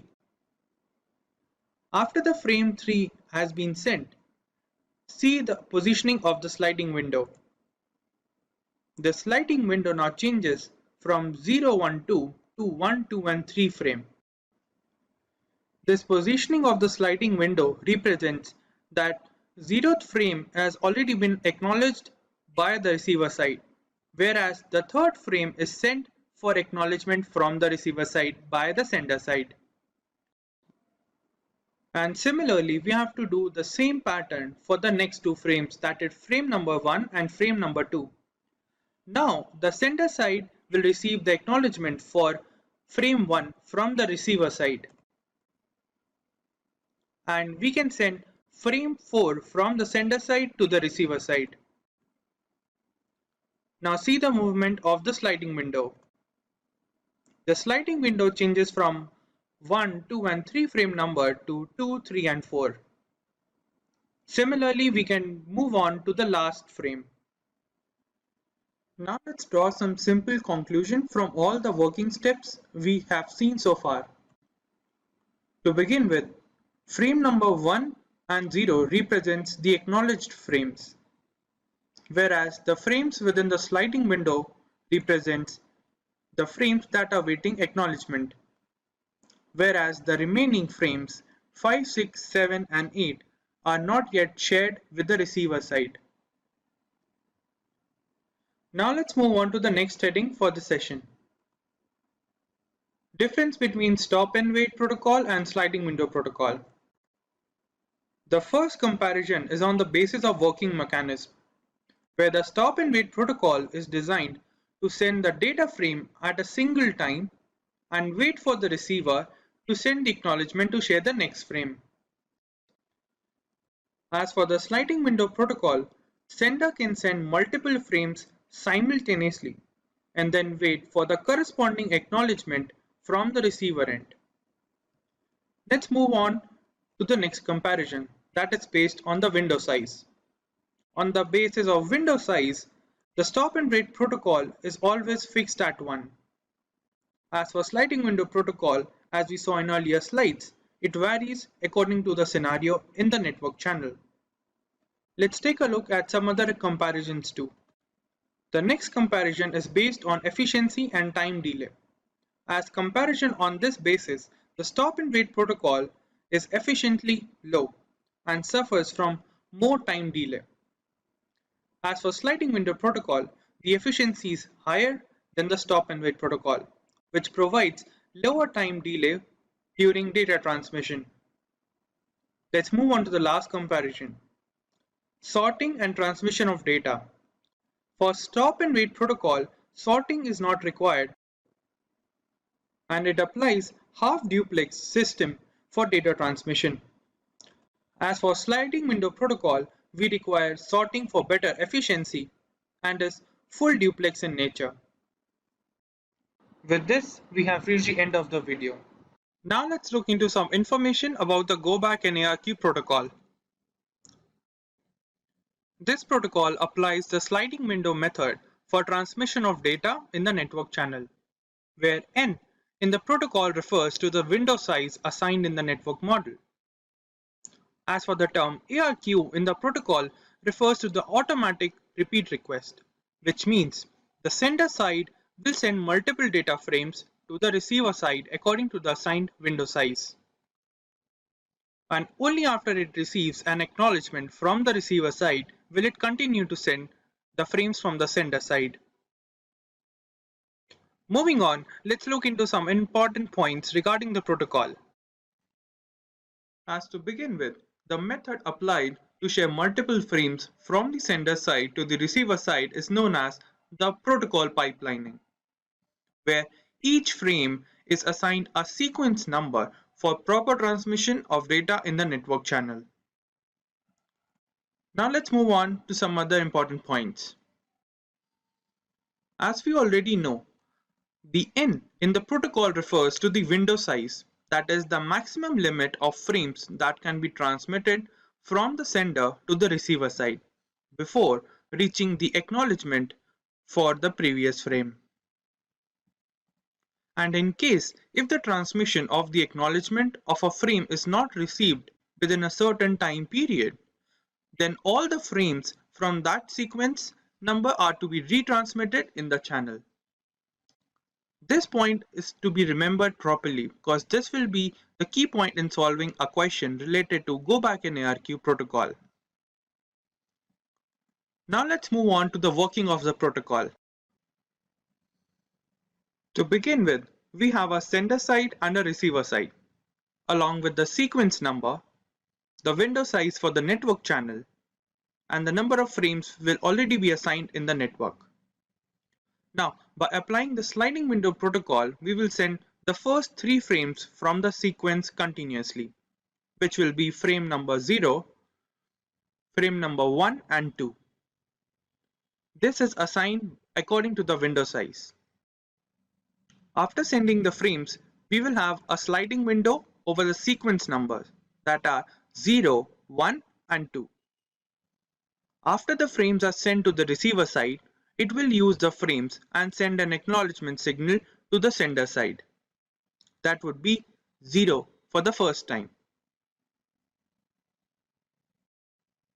After which, we can share the next frame, that will be frame number 3, from the sender side to the receiver side.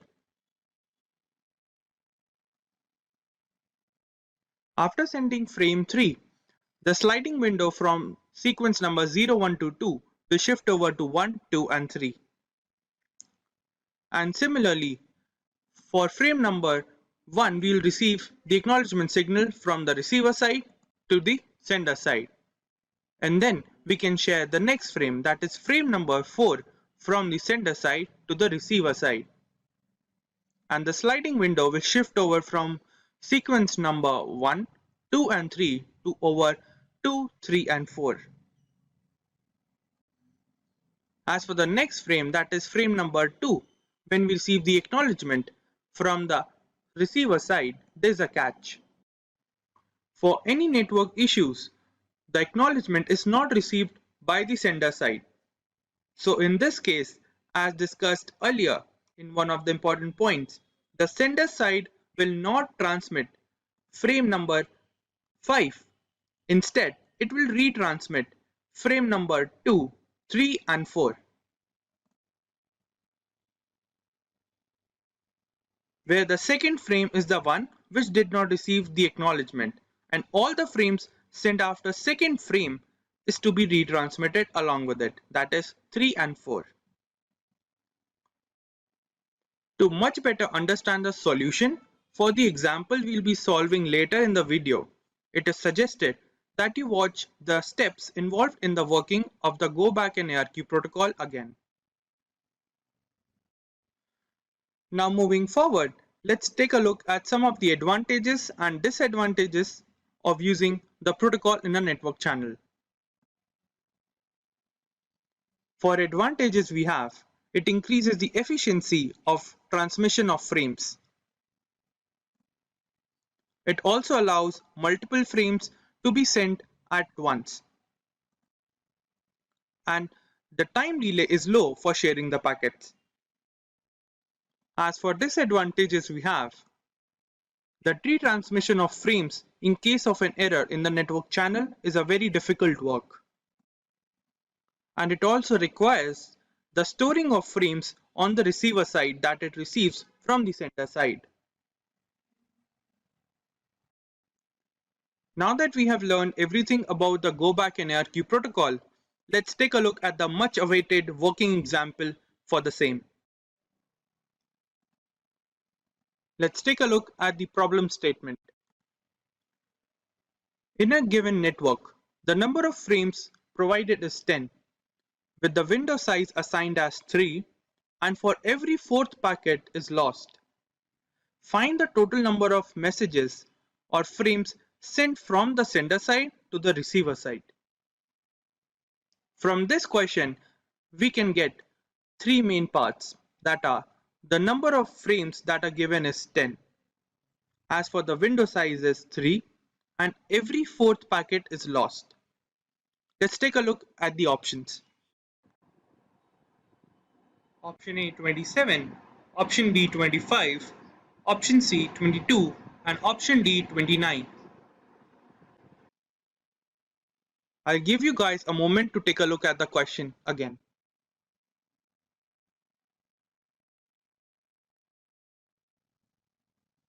Now let's move on to the solution. As usual, we have the sender side and a receiver side. And according to the question, we have 10 frames. Numbering the frames sequentially, we have frame 1 to frame 10. And then according to the question, we have window size as 3. Now, using the sliding window method, we'll send the first 3 frames, that is frame number 1, 2 and 3, from the sender side to the receiver side. That will be like this. After sending the frames, we'll wait for the receiver side to send the acknowledgement. And a sliding window will appear on frame number 1, 2 and 3. Now the receiver side will send the acknowledgement for frame 1 to the sender side. And using this, we can send frame number 4 from the sender side to the receiver side. And a sliding window appear on 2, 3 and 4 sequence number. And similarly for frame number 2, we'll send the acknowledgement from receiver side to the sender side. And send frame number 5 from sender to the receiver side. And a sliding window appears on sequence number 3, 4 and 5. Then again, for frame number 3, we'll send the acknowledgement from the receiver side to the sender side. And send frame number 6 from the sender to the receiver side. And a sliding window appear on frame number 4, 5 and 6. Now let's move on for the next frame for acknowledgement, that is frame number 4. For this frame, according to the given question, every fourth frame is lost during transmission from the sender side to the receiver side. That means no acknowledgement will be sent from the receiver side to the sender side for frame number 4. In that regards, or any other frame that are sent after frame number 4, that is frame number 5 and frame number 6. Similarly, frame number 5 and frame number 6 will also get discarded. Now, let's retransmit according to the Go Back N ARQ protocol. Frame number 4, frame number 5 and frame number 6. After retransmission, frame number 4 will get acknowledged by the receiver side to the sender side. That means we can send next frame, that is frame number 7 from the sequence order. And the sliding window appears on frame number 5, 6 and 7. Similarly, let's move on to frame number 5. But before we do that, let's count the position of 5th frame in the transmission order. 1, 2, 3, 4, 5, 6, 7 and 8. That's correct. When we count the position number for any of the frames from the beginning, we use sequence, not the sequence number given by the question. That means 5th frame is at the position number 8 from the beginning. That means according to the question, it will get lost during the transmission from sender to the receiver side. Similarly, frame number 6 and frame number 7 that was sent after 5th frame will also get discarded. According to the Go Back N ARQ protocol again, we will retransmit 5, 6 and 7 frame number to receiver side from the sender side. After retransmission, frame number 5 will get acknowledged by the receiver side, and then we can share frame number 8 from the sender to the receiver side. And the positioning of the sliding window shift from 5, 6, 7 frame to 6, 7 and 8 sequence number. Now let's move on to the 6th frame. But according to the positioning order, position of the 6th transmitted frame is number 12. That means it will get lost during transmission from sender to the receiver side. And similarly, frame number 7 and 8 will also get discarded by the receiver side. And again, applying Go Back N ARQ protocol, we will retransmit frame number 6, 7 and 8. On retransmission, frame number 6 will get acknowledged by the receiver side, and we can share frame number 9 from the sender to the receiver side. And the sliding window will shift from sequence number 6, 7 and 8 to 7, 8 and 9. Now let's recount the position of the next frame, that is frame number 7 from the beginning, and that would be 16. That means frame number 7 will get lost during transmission from the sender to the receiver side. And similarly, frame number 7, 8 and 9 is to be retransmitted according to the Go Back N ARQ protocol. Now similarly, following all the previous steps, we can complete this network model using Go Back N ARQ protocol. But this is a work you guys have to complete and find out the total number of packets that were transmitted from the sender to the receiver side, and give your answers in the comment section. And the next heading is, what is selective repeat ARQ protocol?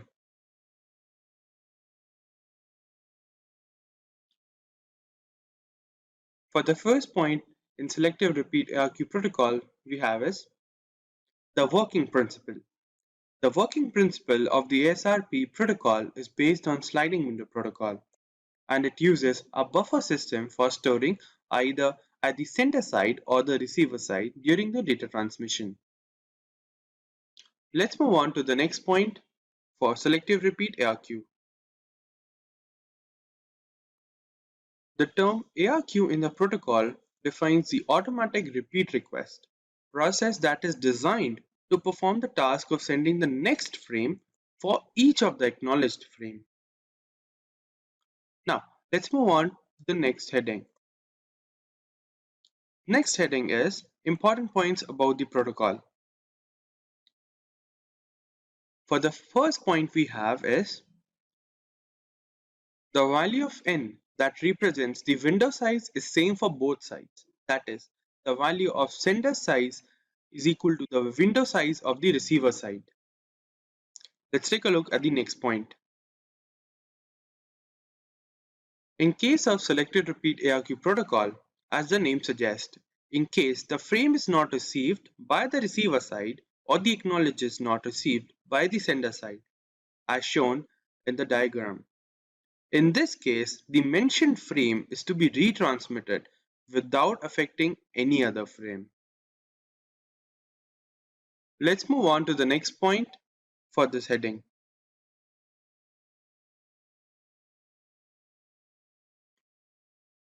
In case the frame is not received by the receiver side, then it will share a negative acknowledgement signal to the sender side so that it can retransmit the damaged frame. This point forms the basis of the working process involved in the SRP protocol. So please take a note of this point. Now let's move forward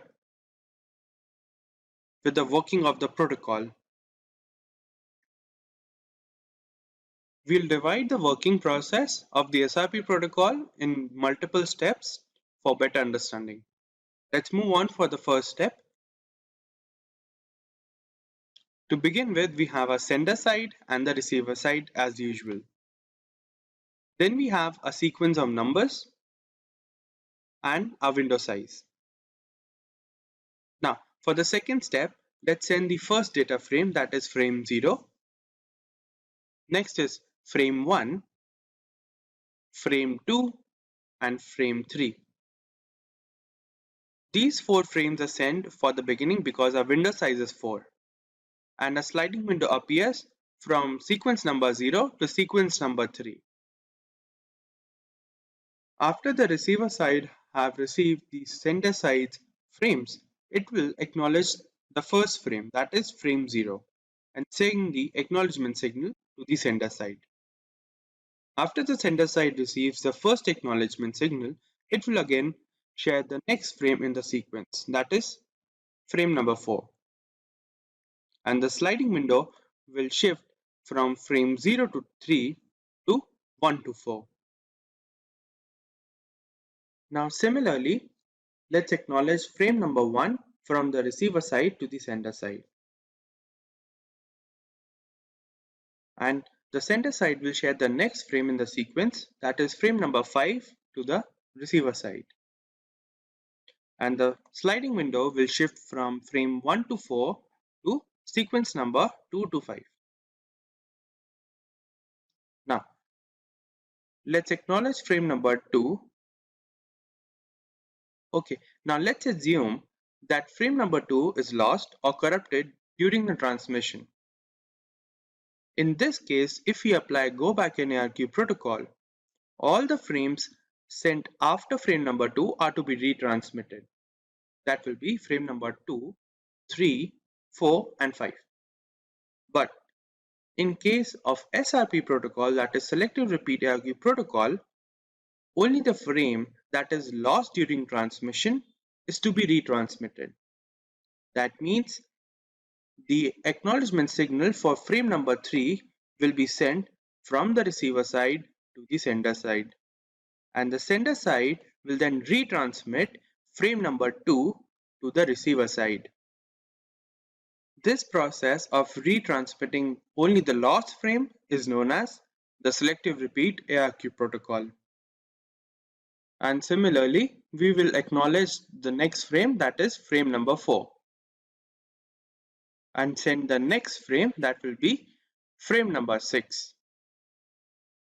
As you can see, in this process of SRP protocol, the sliding window or the window size clearly does not play any particular role. With the completion of this slide, we are done with the whole working steps involved in the SRP protocol. Now let's move on to the next heading in the video.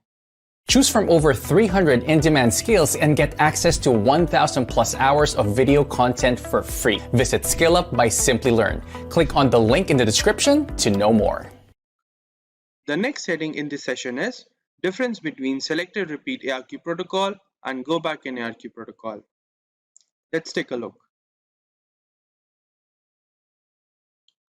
For the first point, we have in go back N ARQ protocol, it does not require a large amount of memory as it does not provide the buffer feature for the network model.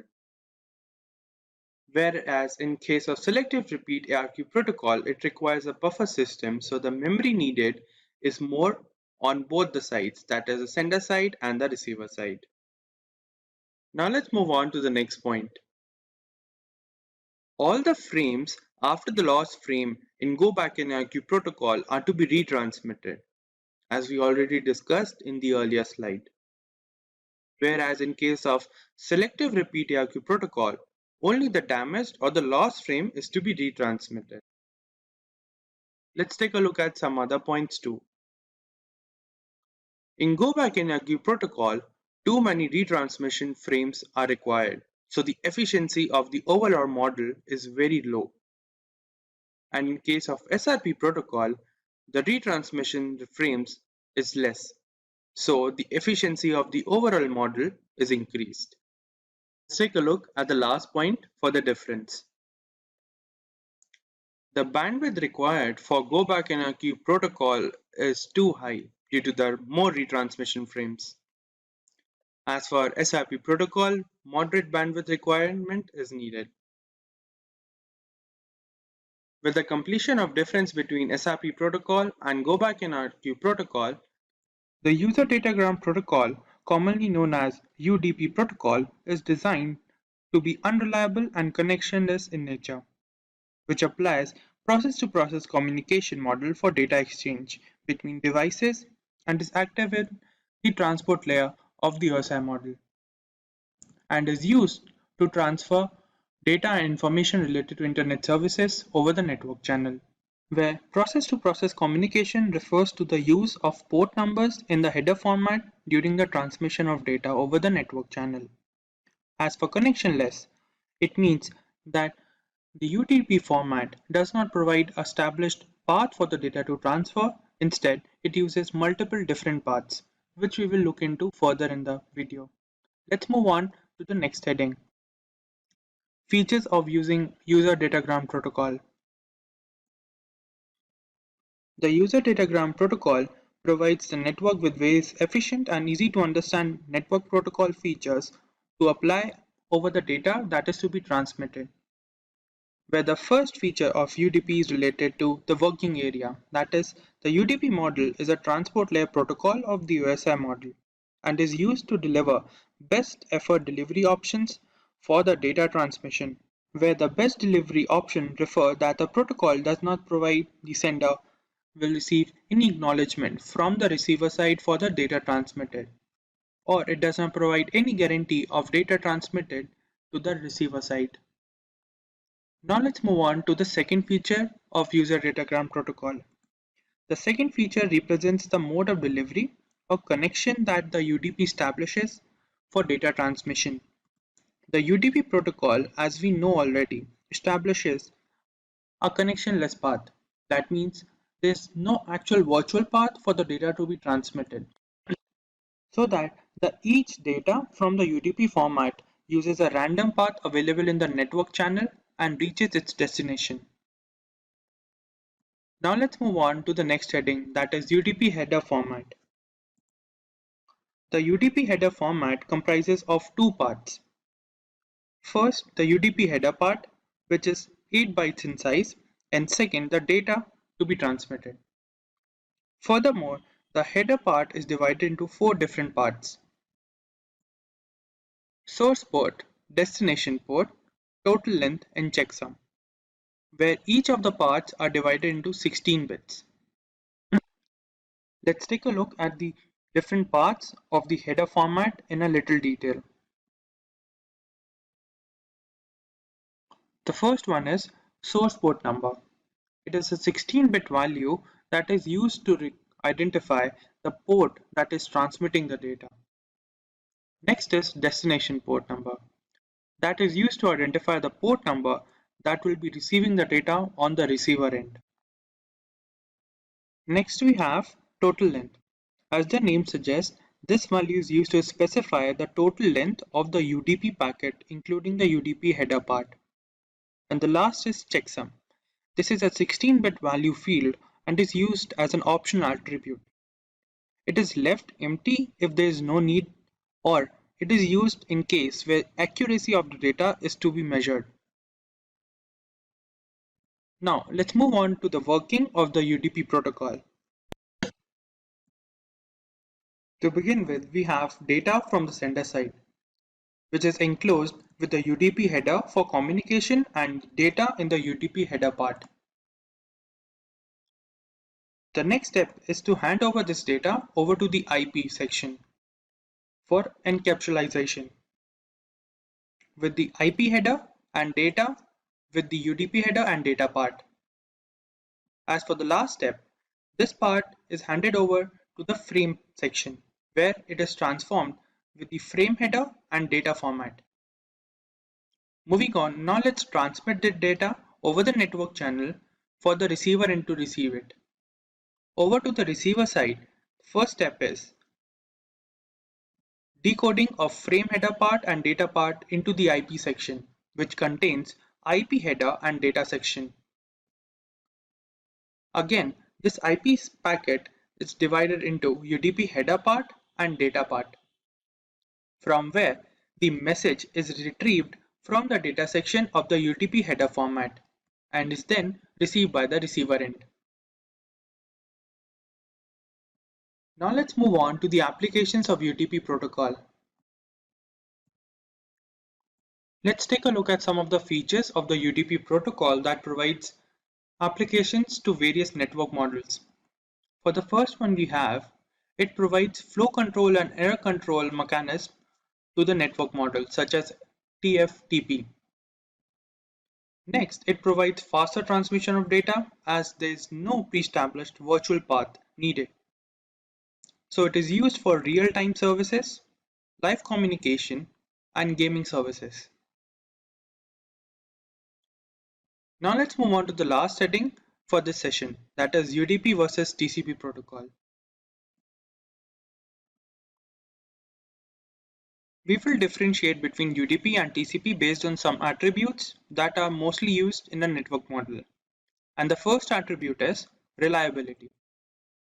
For UDP protocol, as we already know now, it is an unreliable in nature. That is, it does not provide any guarantee of data transmitted to the destination side is reached or not. As for TCP, it provides reliable and guaranteed data delivery to the receiver side. The next attribute is acknowledgement signal. The UDP protocol does not provide any acknowledgement from the receiver side to the sender side. Whereas in case of TCP protocol, sharing the acknowledgement signal is very important.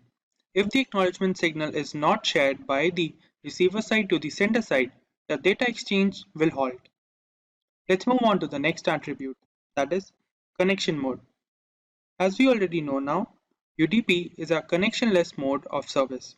There is no virtual path established for the data transmission to take place. Whereas for TCP protocol, it is a connection-oriented protocol. That is, a virtual path is needed for the data to be transmitted over to the receiver side or the destination node. The next attribute is error check system. In UDP protocol, basic check system is only used for error check. Whereas for TCP protocol, it is an extensive error check service. And along with error flow control mechanism included in the TCP protocol service. Let's take a look at today's agenda. Firstly, we'll understand what exactly the DHCP protocol is. Then the allocation methods in DHCP protocol. Next, we will understand some helpful DHCP settings. And lastly, stepwise we'll understand the operation model for DHCP. Let's understand the DHCP protocol. The Dynamic Host Protocol or DHCP is a protocol that is designed to assign the IP address to a device for it to access the internet. This network model is based on the client-server architecture and removes the process of manually assigning an IP address to the system. Now let's take a look at the allocation methods for the DHCP protocol. The allocation method of DHCP is divided into two types. The first type is the manual allocation, which, as the name suggests, is the assigning of IP address to the system manually by the user. The second method is dynamic allocation, which uses a client-server architecture to assign an IP address to the system. Now let's see some points regarding the allocation method. The first type is the manual allocation. As mentioned, in this allocation type, the user manually assigns the IP address to the system for accessing the internet and can be observed in this instance. This is done by accessing the network configuration setting of the device and also requires other related configurations such as subnet mask, preferred DNS server, and default gateway. Let's now take a look at the dynamic allocation. In this allocation method, the client device receives all the relevant network configurations from the DHCP server, and the system gets configured to access the internet. The provided IP address is given for a certain period, which is also termed as the lease. Now that we somewhat understand what exactly the dynamic allocation in DHCP server is, let's take a look at a small example. Open the Start menu and type command prompt. When the windows open up, type ipconfig/all command. As we see, by this command we can take a look at the network settings for our system. Over here we can see the DHCP is enabled. That means the configuration that has been used on the system refers to the DHCP server. And on the bottom side we can take a look at the different network settings that are given along with the IP address by the DHCP server. That is subnet mask, default gateway, and the DNS server. Now let's continue with the video. Now let's take a look at some of the notable DHCP settings. The first one is known as scope. As the name suggests, a scope refers to a range of addresses that are available to a DHCP server for allocation of the client device. Next we have is lease. This setting of the DHCP server is designed to prevent the hoarding of IP addresses by a single device. This is done by assigning an expiration date to the leased IP address so that the DHCP server has some minimum addresses left for the client device. And lastly, we have address reservation. In this DHCP setting, the client device requests the server to assign the same IP address to the device each time the address allocation takes place. This is done by identifying the MAC address of the client device. Now let's take a look at the operation model for DHCP protocol. The DHCP operations are performed under User Datagram Protocol, in short UDP, which is applied on two ports under UDP, which are ports 67 and 68. The first phase is where the client broadcasts a DHCP server message over the network to connect with the DHCP server. This message basically means that it wants to connect to the internet through the DHCP server. The second phase is when the DHCP server receives the DHCP message. According to the message, the DHCP server reserves an IP address for the client and network configuration information, including subnet mask, default gateway, and preferred DNS server. In the third phase, the client responds to the DHCP server's offer through a DHCP request message, requesting the offered IP address and relevant network configuration for the system. Then in the last phase, the server acknowledges the request broadcast from the client and sends the DHCP packet to the DHCP client, which is comprised of network configuration for the client device. To begin practicing the commands, we need to access the command prompt application using the cmd command in the Start menu. Now, let's begin with the list of commands. The first command is ipconfig. This command displays the system's basic IP address configuration data, which includes network information about IP addresses, subnet masks, and default gateway. Similarly, we also have ipconfig config/all command, which displays all the details regarding our device, like LAN settings, physical address of the system, IP addresses, subnet masks, and DHCP information. Let's use the cls command to clear the application window for the next one. The next command is hostname, which is used to access the system's hostname. To verify this, let's use the ipconfig/all command to check the hostname in the information, and for sure, we have the same hostname. Let's perform the cls command again and perform the next command. The ping command is used to check the communication availability of the destination host and the user system. For example, use the ping command with google.com to check the server availability, which gives us the following result. Also, using the results IP address and then the ping command, we can get the same result in case we just don't have the domain name. We perform the cls command again and move on to the next one. The nslookup command is used to troubleshoot network connectivity and find the IP address of a domain like Google and Amazon, as applied just now, to receive the name and address of the domain. Also, using the nslookup command and then applying the server command with an IP address, we can get the domain name belonging to the IP address. And similarly, to check the number of servers with the same domain name, we can do this, and we have 4 name servers for Google. We perform the cls command again and move on to the next one.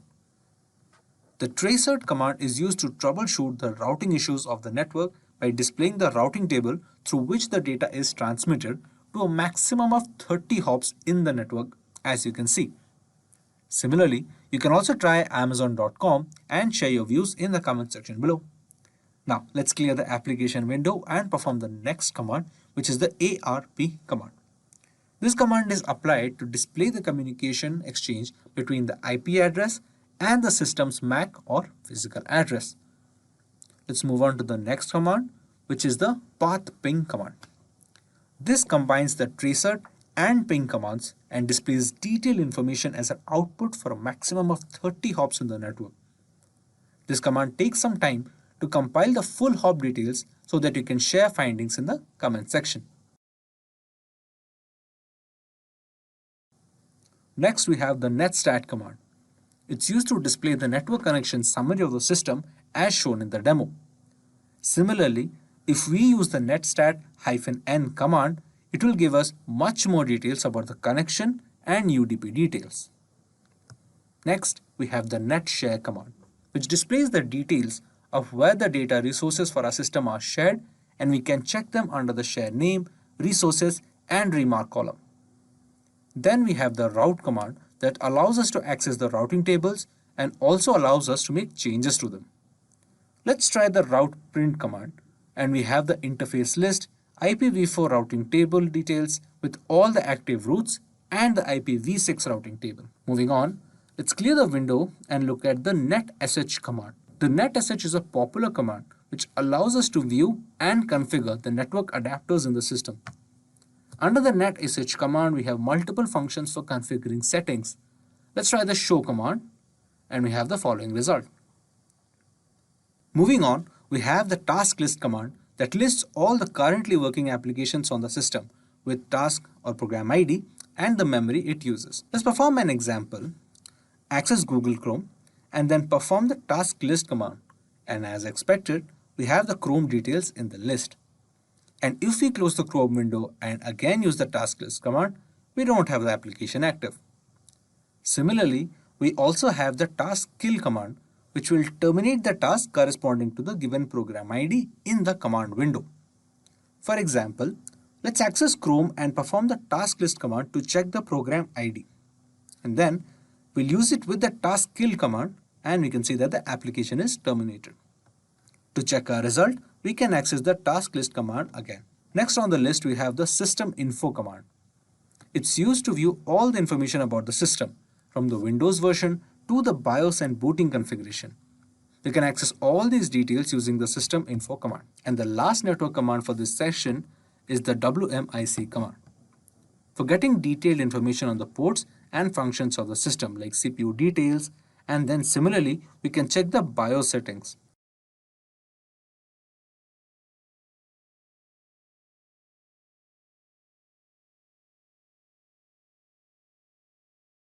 Let's start off with question 1. What is the OSI model? Explain the different layers of the OSI model.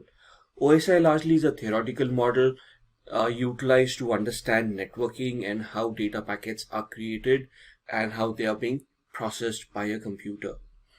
This is normally used by the TCP/IP, the Transmission Control Protocol over Internet Protocol software suite. So OSI is known as the Open Systems Interconnection Model.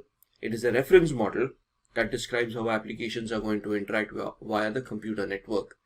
There are 7 different layers that we need to understand. They are as follows. So in this diagram, there are these 7 different layers. We start up from the bottom.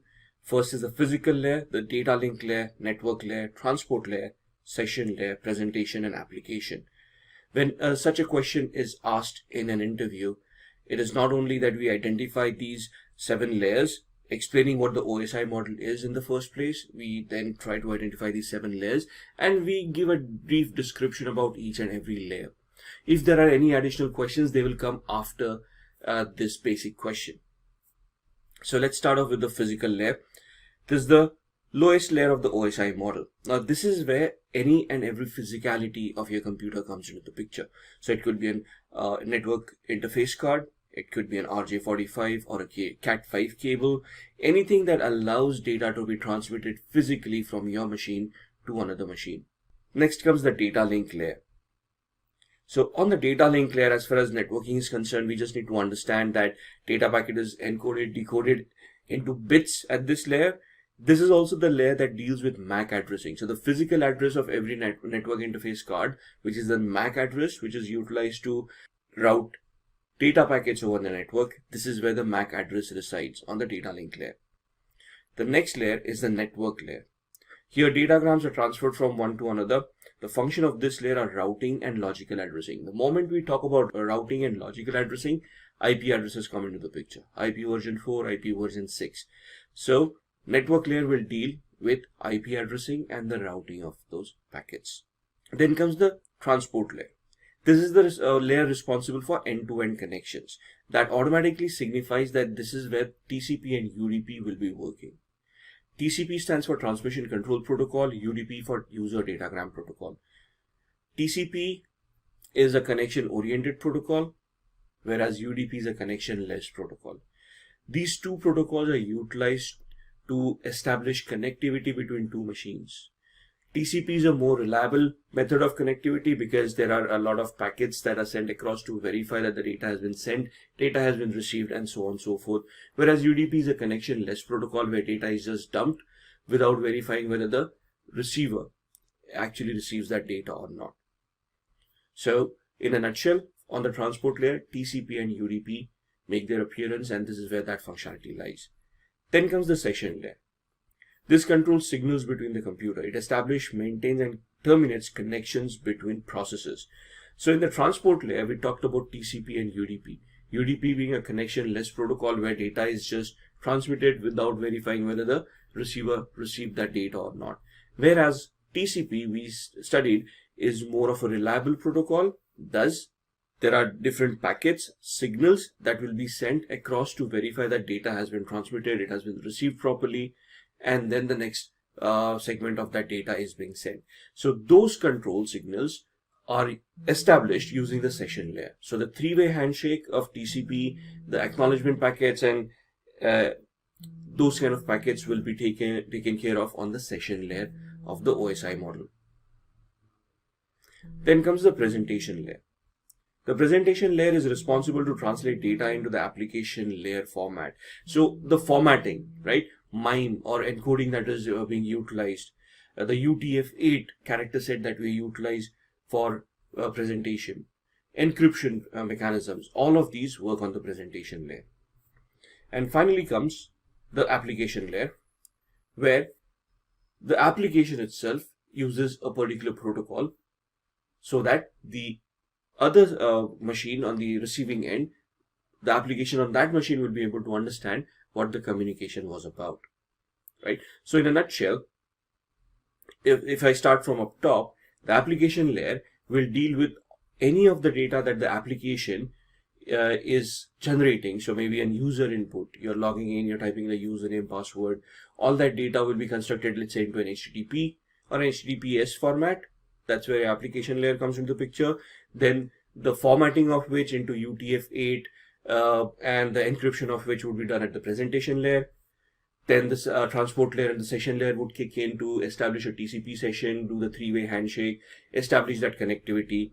IP addressing would be done on the network layer, MAC addressing would be done on the data link layer, and when everything is ready on the physical layer, the packet will be sent out. At the receiving end, the packet will be received on the physical layer, and then all these layers will be reversed, and finally at the application layer, the data would be presented to the application, who would then execute it and showcase it on the screen of the recipient. So this is the way you want to explain this question. You want to be very concise, precise about what you're explaining. You don't want to go into too hypothetical scenarios. You don't want to dilly-dally with the layers. You just want to give the basic functionality, want to demonstrate that you understand what the OSI layer is, how the computer functions, and you want to move on from there. If the interviewer has any further follow-up questions, they will ask those specific questions. So that's question 1. Moving on to the question 2. Question 2 is define unicasting, multicasting, and broadcasting. Now this is a question which can be very lengthy, but again, most of your interview questions are designed that way. It's basically to understand how much conceptually you are aware about these technologies. So you have to be very concise.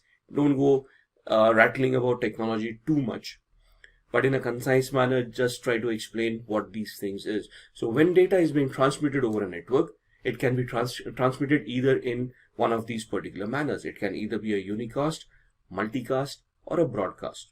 So what is unicast? Unicast is when a message is sent from a single user to a single receiver. So one to one, right? So one machine talking to another machine and nobody else. So also known as point-to-point communications. One point to another point. If you have to send information to multiple receivers, then you will have to send it using multicast, right? So this is where your multicast networking comes into the picture. So in our case, let's assume it's a network where there's a class C network, approximately 255 odd machines. And within these, there are two machines that want to talk to each other. If they want to talk between each other, it would be a point-to-point communication where they will utilize unicast, where only these two machines will have visibility of that conversation and the other machines will not even realize that this conversation is taking place. If one machine wants to talk to multiple machines, then the multicast comes into the picture. As the name suggests, in this mode of communication, data is sent from one or more sources to multiple destinations. Multicast uses the Internet Group Management Protocol, also known as the IGMP protocol, to identify groups. So under this IGMP protocol, various groups are created where machines are subscribed to those particular groups. And whenever a message needs to be sent through those groups, it will be identified by the IGMP protocol, and then that particular message will be sent to those multiple machines that are members of those particular groups. And then comes the broadcast. The third method is known as the broadcast. As it says, it is going to broadcast to all. So this is one to all, that is communication between a single user, and it is going to be sent to all the machines in that particular network, right? So the three ways: unicast is one to one, multicast is one to many, and broadcast is one to all. Then question number 3. What is DNS? DNS stands for Domain Name System. It is like the internet's phone book that is responsible for mapping the domain name into its corresponding IP address. And let me give you an example over here. Whenever we go and open up, let's say, a browser, a Google Chrome browser, we type in www.google.com and then we press enter, and magically Google comes in front of us, the website rather. Now, how does the computer know who Google is? Because as far as we are concerned, humans understand Google and words like that. Computers don't. Computers deal with binary, zeros and ones, right? And as far as internet is concerned, they will only deal with IP addresses and MAC addresses. So how does a computer know how to find google.com and where is it located? So the moment we type in the browser window, in the address bar, google.com and press enter, a DNS query is generated automatically by the browser, where a packet is sent to our DNS servers asking what the IP address is. So in short, DNS resolves domain names to their corresponding IP addresses. There is a DNS server which will have this index, a database of all the domains associated with their IP addresses. If one particular DNS server does not have that information that you're looking for, it may query another DNS server who may have that particular response. So the first thing is, when you type in domain name, it gets resolved with the DNS. It identifies the IP address corresponding to that particular domain name and thus allows the computer to route that packet to the particular server where that domain name resides. So in this scenario, if you look at the screen, on the local PC, you have typed in cybersecurity.com. There is a DNS resolution, that a query that goes to the DNS server. What is the IP of cybersecurity.com? The DNS server looks it up in its particular database. If it has the corresponding IP address, it will then respond back. The IP address is 172.17.252.1, after which the packet is sent off to cybersecurity.com. Moving on to question number 4. What is a firewall? Now, this is a very good question, and normally a very basic answer that I've ever heard is that a firewall is a hardware and a software firewall. But that's the functionality of a firewall. That is how you can install a firewall. But there are different types of firewalls, and there is a specific functionality that a firewall is created for, right? So a firewall is either a hardware or software, but its responsibility is for blocking either incoming or outgoing traffic from the internet to your computer. They secure a network. So essentially, the firewall will allow a connection to happen or disallow a connection to happen. It won't go beyond that. That's the basic functionality of a firewall. Okay, so based on the configurations that you have done, based on the rules that you have created on the firewall, it will then, based on those rules, identify whether some traffic is allowed in that network or some traffic is to be blocked from entering that network. So as the screen shows, the firewall rules will analyze whether the traffic is good.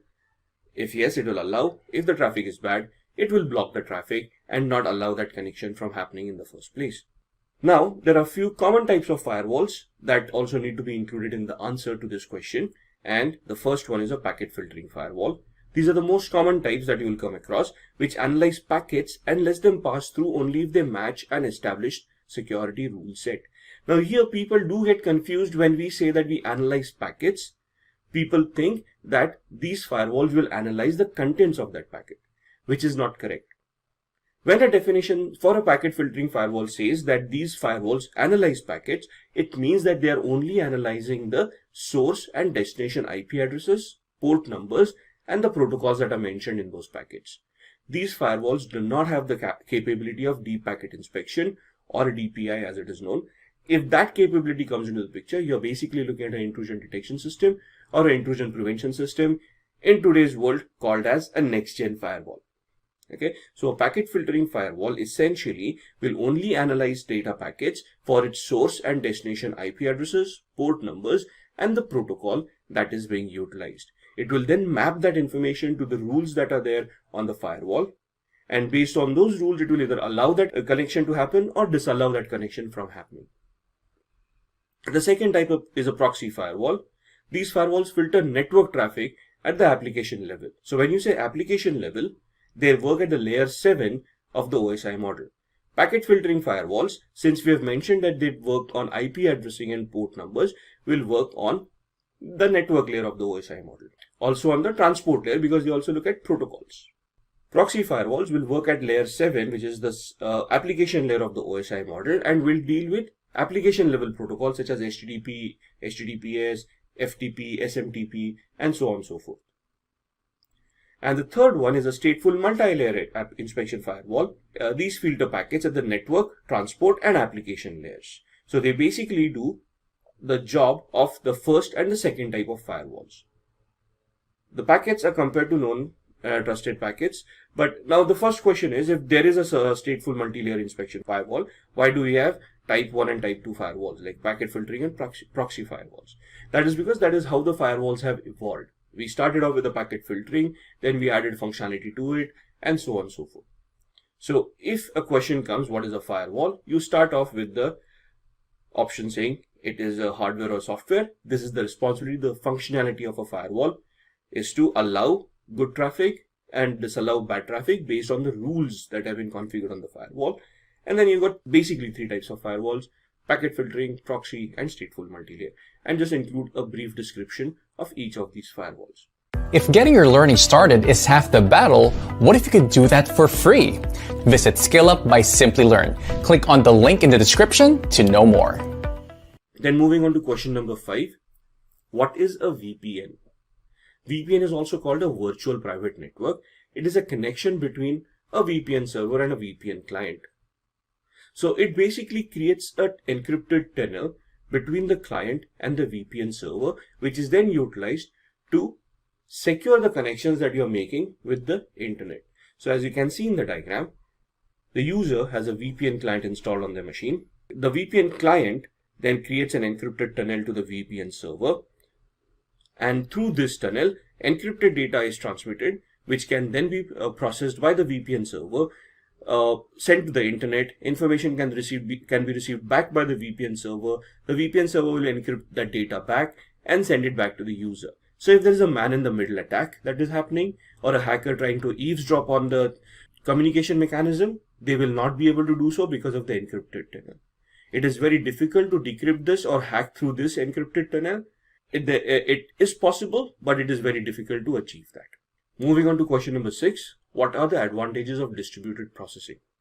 Now, before we go into advantages of distributed processing, we first have to understand what is distributed processing. So it is a term which describes various computer systems that use more than one processor to run an application. Here, multiple computers across different locations share the same processor. The advantages of distributing processors are as follows. But before we go into the advantages, distributed computing is basically where multiple machines will pool their resources together to run a singular application. So an application that has multiple resources and can scale up and scale down as and when required. The advantages are that it can be very useful in data recovery. For example, RAID, where you're striping data on various hard disks. It is reliable, it is cheaper, lower cost can be achieved, and it is easy to expand because of the scalability factor that we just talked about. If there is loss of data in one computer, it can then be recovered by another interconnected computer. And one of the examples would be blockchain in today's world, right? What is blockchain? That this data is created live and stored on a connection of computers. So if one of the computers goes offline, the other computers in that network will still have that data, and the blockchain will still function without any issues. The second point, a glitch in one machine does not affect the processing, as there will be multiple other machines like we discussed in the blockchain. Several cost-effective mini computers are used instead of costlier mainframe machines. So instead of having a server bank, I can have multiple machines interconnected together, and they can function in that particular blockchain or for that particular distributed processing mechanism. Depending on the amount of data processing, more computers can be attached to the network. Thus, you can increase the number of computers that can be a part of that blockchain, or you can reduce them as and when necessary. Moving on to question number 7. What is TCP/IP? TCP/IP, or Transmission Control Protocol over Internet Protocol, is a set of communication protocols that are used to interconnect networking devices on the internet. This protocol defines how data should be transmitted over the internet by providing end-to-end communications. So essentially, if you want networking to be established on your machine, you will need TCP/IP. Without TCP/IP, there will be no work groups, there will be no domains. Basically, your interconnectivity will go for a toss. TCP/IP is a software that once installed on your machine will then interact with the hardware, which is your network interface cards, and then your switches, wires, cables, and all those, through protocols that have been already pre-configured in it. So within the TCP/IP suite of softwares, you will have all the protocols, all the functionality of the OSI layer, and each and every protocol that works on each and every layer will be predefined and pre-configured to work in a particular manner. The Internet Protocol is all about routing each individual packet to make sure it reaches its destination. So with the TCP, you're talking about the protocols that will allow you to format the data and generate it so that you can communicate it over the network. The IP will then deal with the routing of those packets so that the packet can be routed to the correct computer and be received by the recipient. So the TCP/IP model is the compressed version of the OSI model. The 7 layers will get converted into 4 layers: the network access layer, internet layer, transport layer, and application layer. Going on to question 8. What do you mean by ipconfig and ifconfig? Both of these are commands, the first one on a Windows machine, the second one on a Linux machine. So ipconfig is known as the Internet Protocol Configuration. This is a command that is used on the command line interface of Microsoft Windows to view all the adapters and the configuration of each and every adapters for their network interfaces. So as you can see on the right hand side in the command prompt screen, if once you type in the ipconfig command on the C prompt and press enter, it will give you a list of all the adapters that are there. So you can see wireless LAN adapter, local area connection, the media is disconnected, it doesn't exist. At the bottom you will see the Wi-Fi connection, wireless LAN adapter, and it can give you the IP version 6 IP address, IP version 4 address, the subnet mask, and the default gateway. So this is the configuration that allows the machine to know on what network it is on, what is the default gateway for communicating to the internet, what is the subnet mask, so how many computers may exist in that particular network, and what is the IP address of that specific computer so that it can communicate across the network as well. ifconfig is the same thing on a Linux, Mac, or Unix operating system. So the command will also give you the list of interfaces and the configuration of each and every interface. It is used to configure, control the TCP/IP network interface parameters from the command line interface. It allows you to see the IP address of these network interfaces. So here you can see the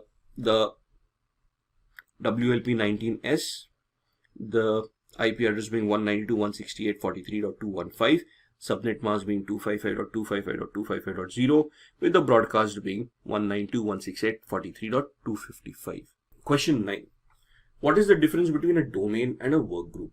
This can be a very interesting question and can be a very lengthy question at the same time.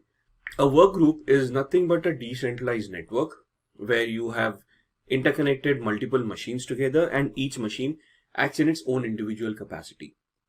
Thinks of itself as a server, right? So a decentralized network, every user manages the resources individually on their PC. So local users on their own PCs managing the network shares, what can be shared from that particular machine, what data should be shared, should not be shared, to whom it can be shared with, and so on and so forth. It is good if you've got a small network, a few machines altogether, and you want them to interact with minimal management effort, right? So each computer, each user will decide what they want to allow other users to see on that particular network. And all of them would be connected over a LAN, a local area network, either a wireless or a wired one. So if you look at your home Wi-Fi right now, that is one of the best examples of having a work group. The domain, on the other hand, is a centralized network model. So in a corporate environment, whenever you go there and you got a domain-based username and password, which when entered onto a particular machine gives you access to the entire network or whatever applications and whatever resources have been allocated to you, that is where the domain comes in. So it also uses a single sign-on mechanism for all the resources that are to be made available to you. Whereas in a work group, you're a local user only meant for that particular computer, right? So coming back to the domain, it is an administrator who's going to manage the entire domain and all of the resources connected to the domain. The resources could be switches, routers, servers, data stores, applications, web servers, mail exchange servers, and so on and so forth. So all of these are administered by an administrator through the domain. It is the most reliable and the optimum solution for a large network where multiple users are going to interconnect and share that data amongst each other, right? The computer can be connected to any network. That means you can be on the internet, and through the internet using a VPN, you can connect to your corporate network, authenticate in, and get access to whatever resources you are allowed to access. Whereas in a work group, you have to be a part of that network to access that particular network. If you change your location, you go and connect to another Wi-Fi, you will lose access to your previous Wi-Fi. Then the last question for the networking section, what is data encapsulation in networking? Data encapsulation refers to the process of adding headers and trailers to the data. The data link layer binds each packet into a frame that contains the hardware address of the source and the destination computer. So in this example, when you're talking about data encapsulation, we have talked about how data that has been created by the application layer will have a header and a trailer that will give the various informations of where that data needs to be sent. So the hardware address, which is the MAC address, comes into the picture and gets added to the header, and the IP addresses, port numbers, and all of those things would then be added to this trailers as well, so that the data can be then routed to the intended recipient of that particular communication. So you have completed the Network Security Engineer full course. Armed with networking fundamentals, protocol insights, and tools like Wireshark, you're now ready to safeguard digital realms. Remember, security is an ongoing journey. Stay curious, keep learning, and become a guardian of safe cyber horizons. Alright, so we have come to the end of this video. If you like this full course, please give it a thumbs up. I hope it really helped you all. Thanks for watching. Stay safe and keep learning. Hi there, if you like this video, subscribe to the Simplilearn YouTube channel and click here to watch similar videos. To nerd up and get certified, click here.